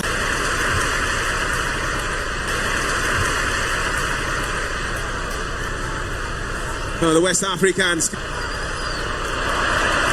had a 2-goal lead. Then they got lethargic. They lost their magic. And now the reality is tragic. Very tragic. Very tragic as you see the penalty taken once again. Dagger into the hearts of the Teranga Lions. Belgians are in Cloud9, higher spirits, higher than Mount Everest. It feels so good to win. And like football, anything can happen. And the unthinkable actually happened. The Senegalese disappointed the whole continent. The Belgians have taken Europe into round of 16. And right now, there is no way back except back to Dakar, where the whole country really will be in sad mode. The Belgians playing like they commanded the match, like a military commander. If you just join in, the first 80 minutes of this game was Senegal. The last 10 of regulation time was Belgium, and the remainder, as they say, was history. Indeed. Senegal will be trying to unravel that mystery towards the end. Here the Teranga Lions come from the left-hand side, cross from that territory, hoping that they could get their own fair share of a penalty as well too, but it's Belgium who would like to just clear this one. You look up balance, we say to anywhere Belair face. A foul, taking one for the team there, Moreira.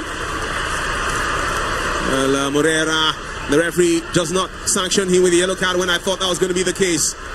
Senegal have one more, one last throw of the dice. Is from over 35-40 yards out. Will be an indirect free kick this. Crept in Diatta. So Senegalese fans have not given up yet.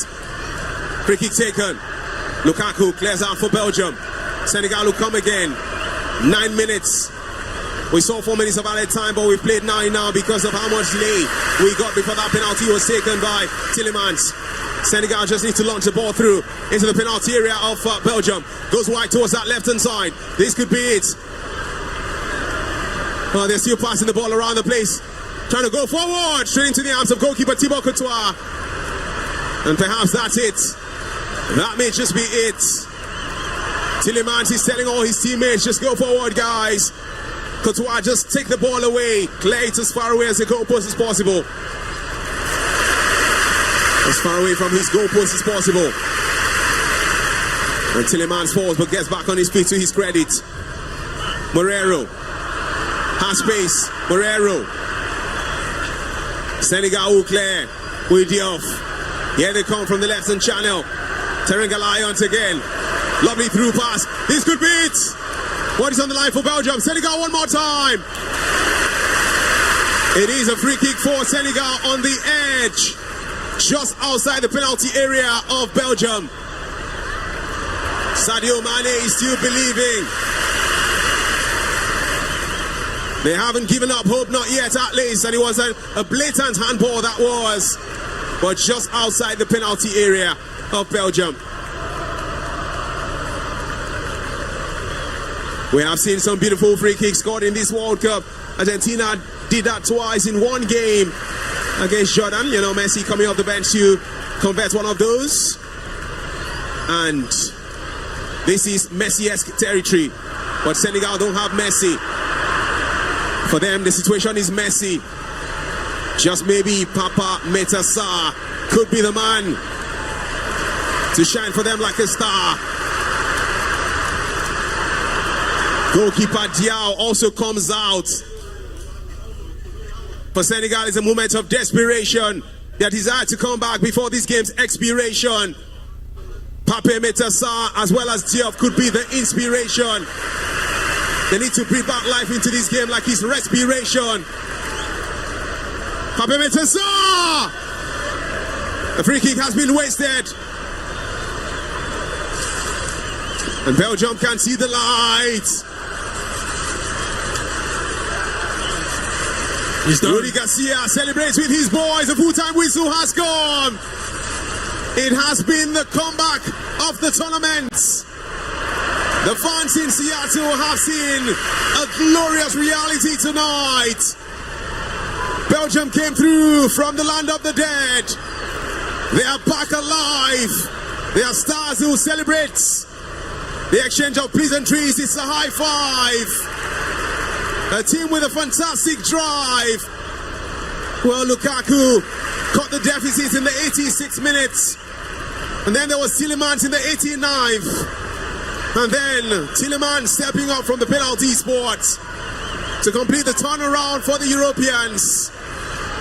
Senegal moved to one of complacency.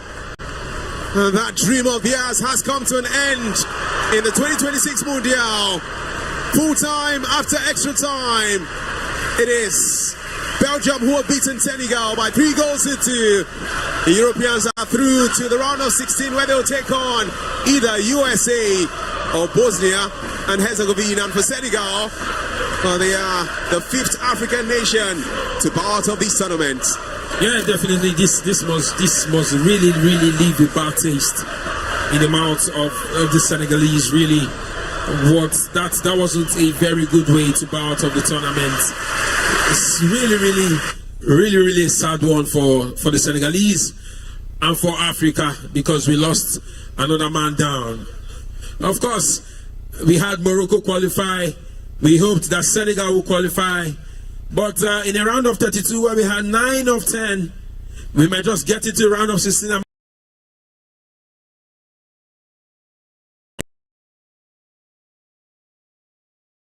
Making progress is still some way back. Mentality, psychology still has a very big part to play. And the Senegalese, oh my, what a game it's been tonight. What a game it's been. Thank you so much for joining us on this 5th Football X Watch Party.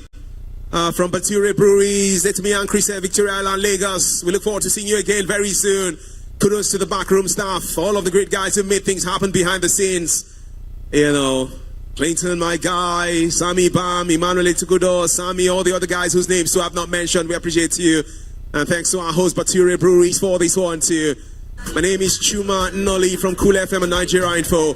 And a special thanks to my G, Dr. George, for coming through too. It's always a pleasure.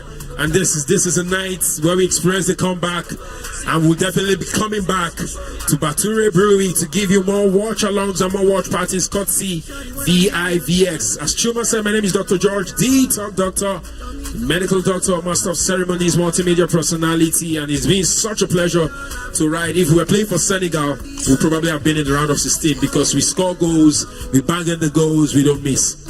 Indeed. On that note, I rest my case like the famous words of Ron Towell. See you next time. Bye-bye.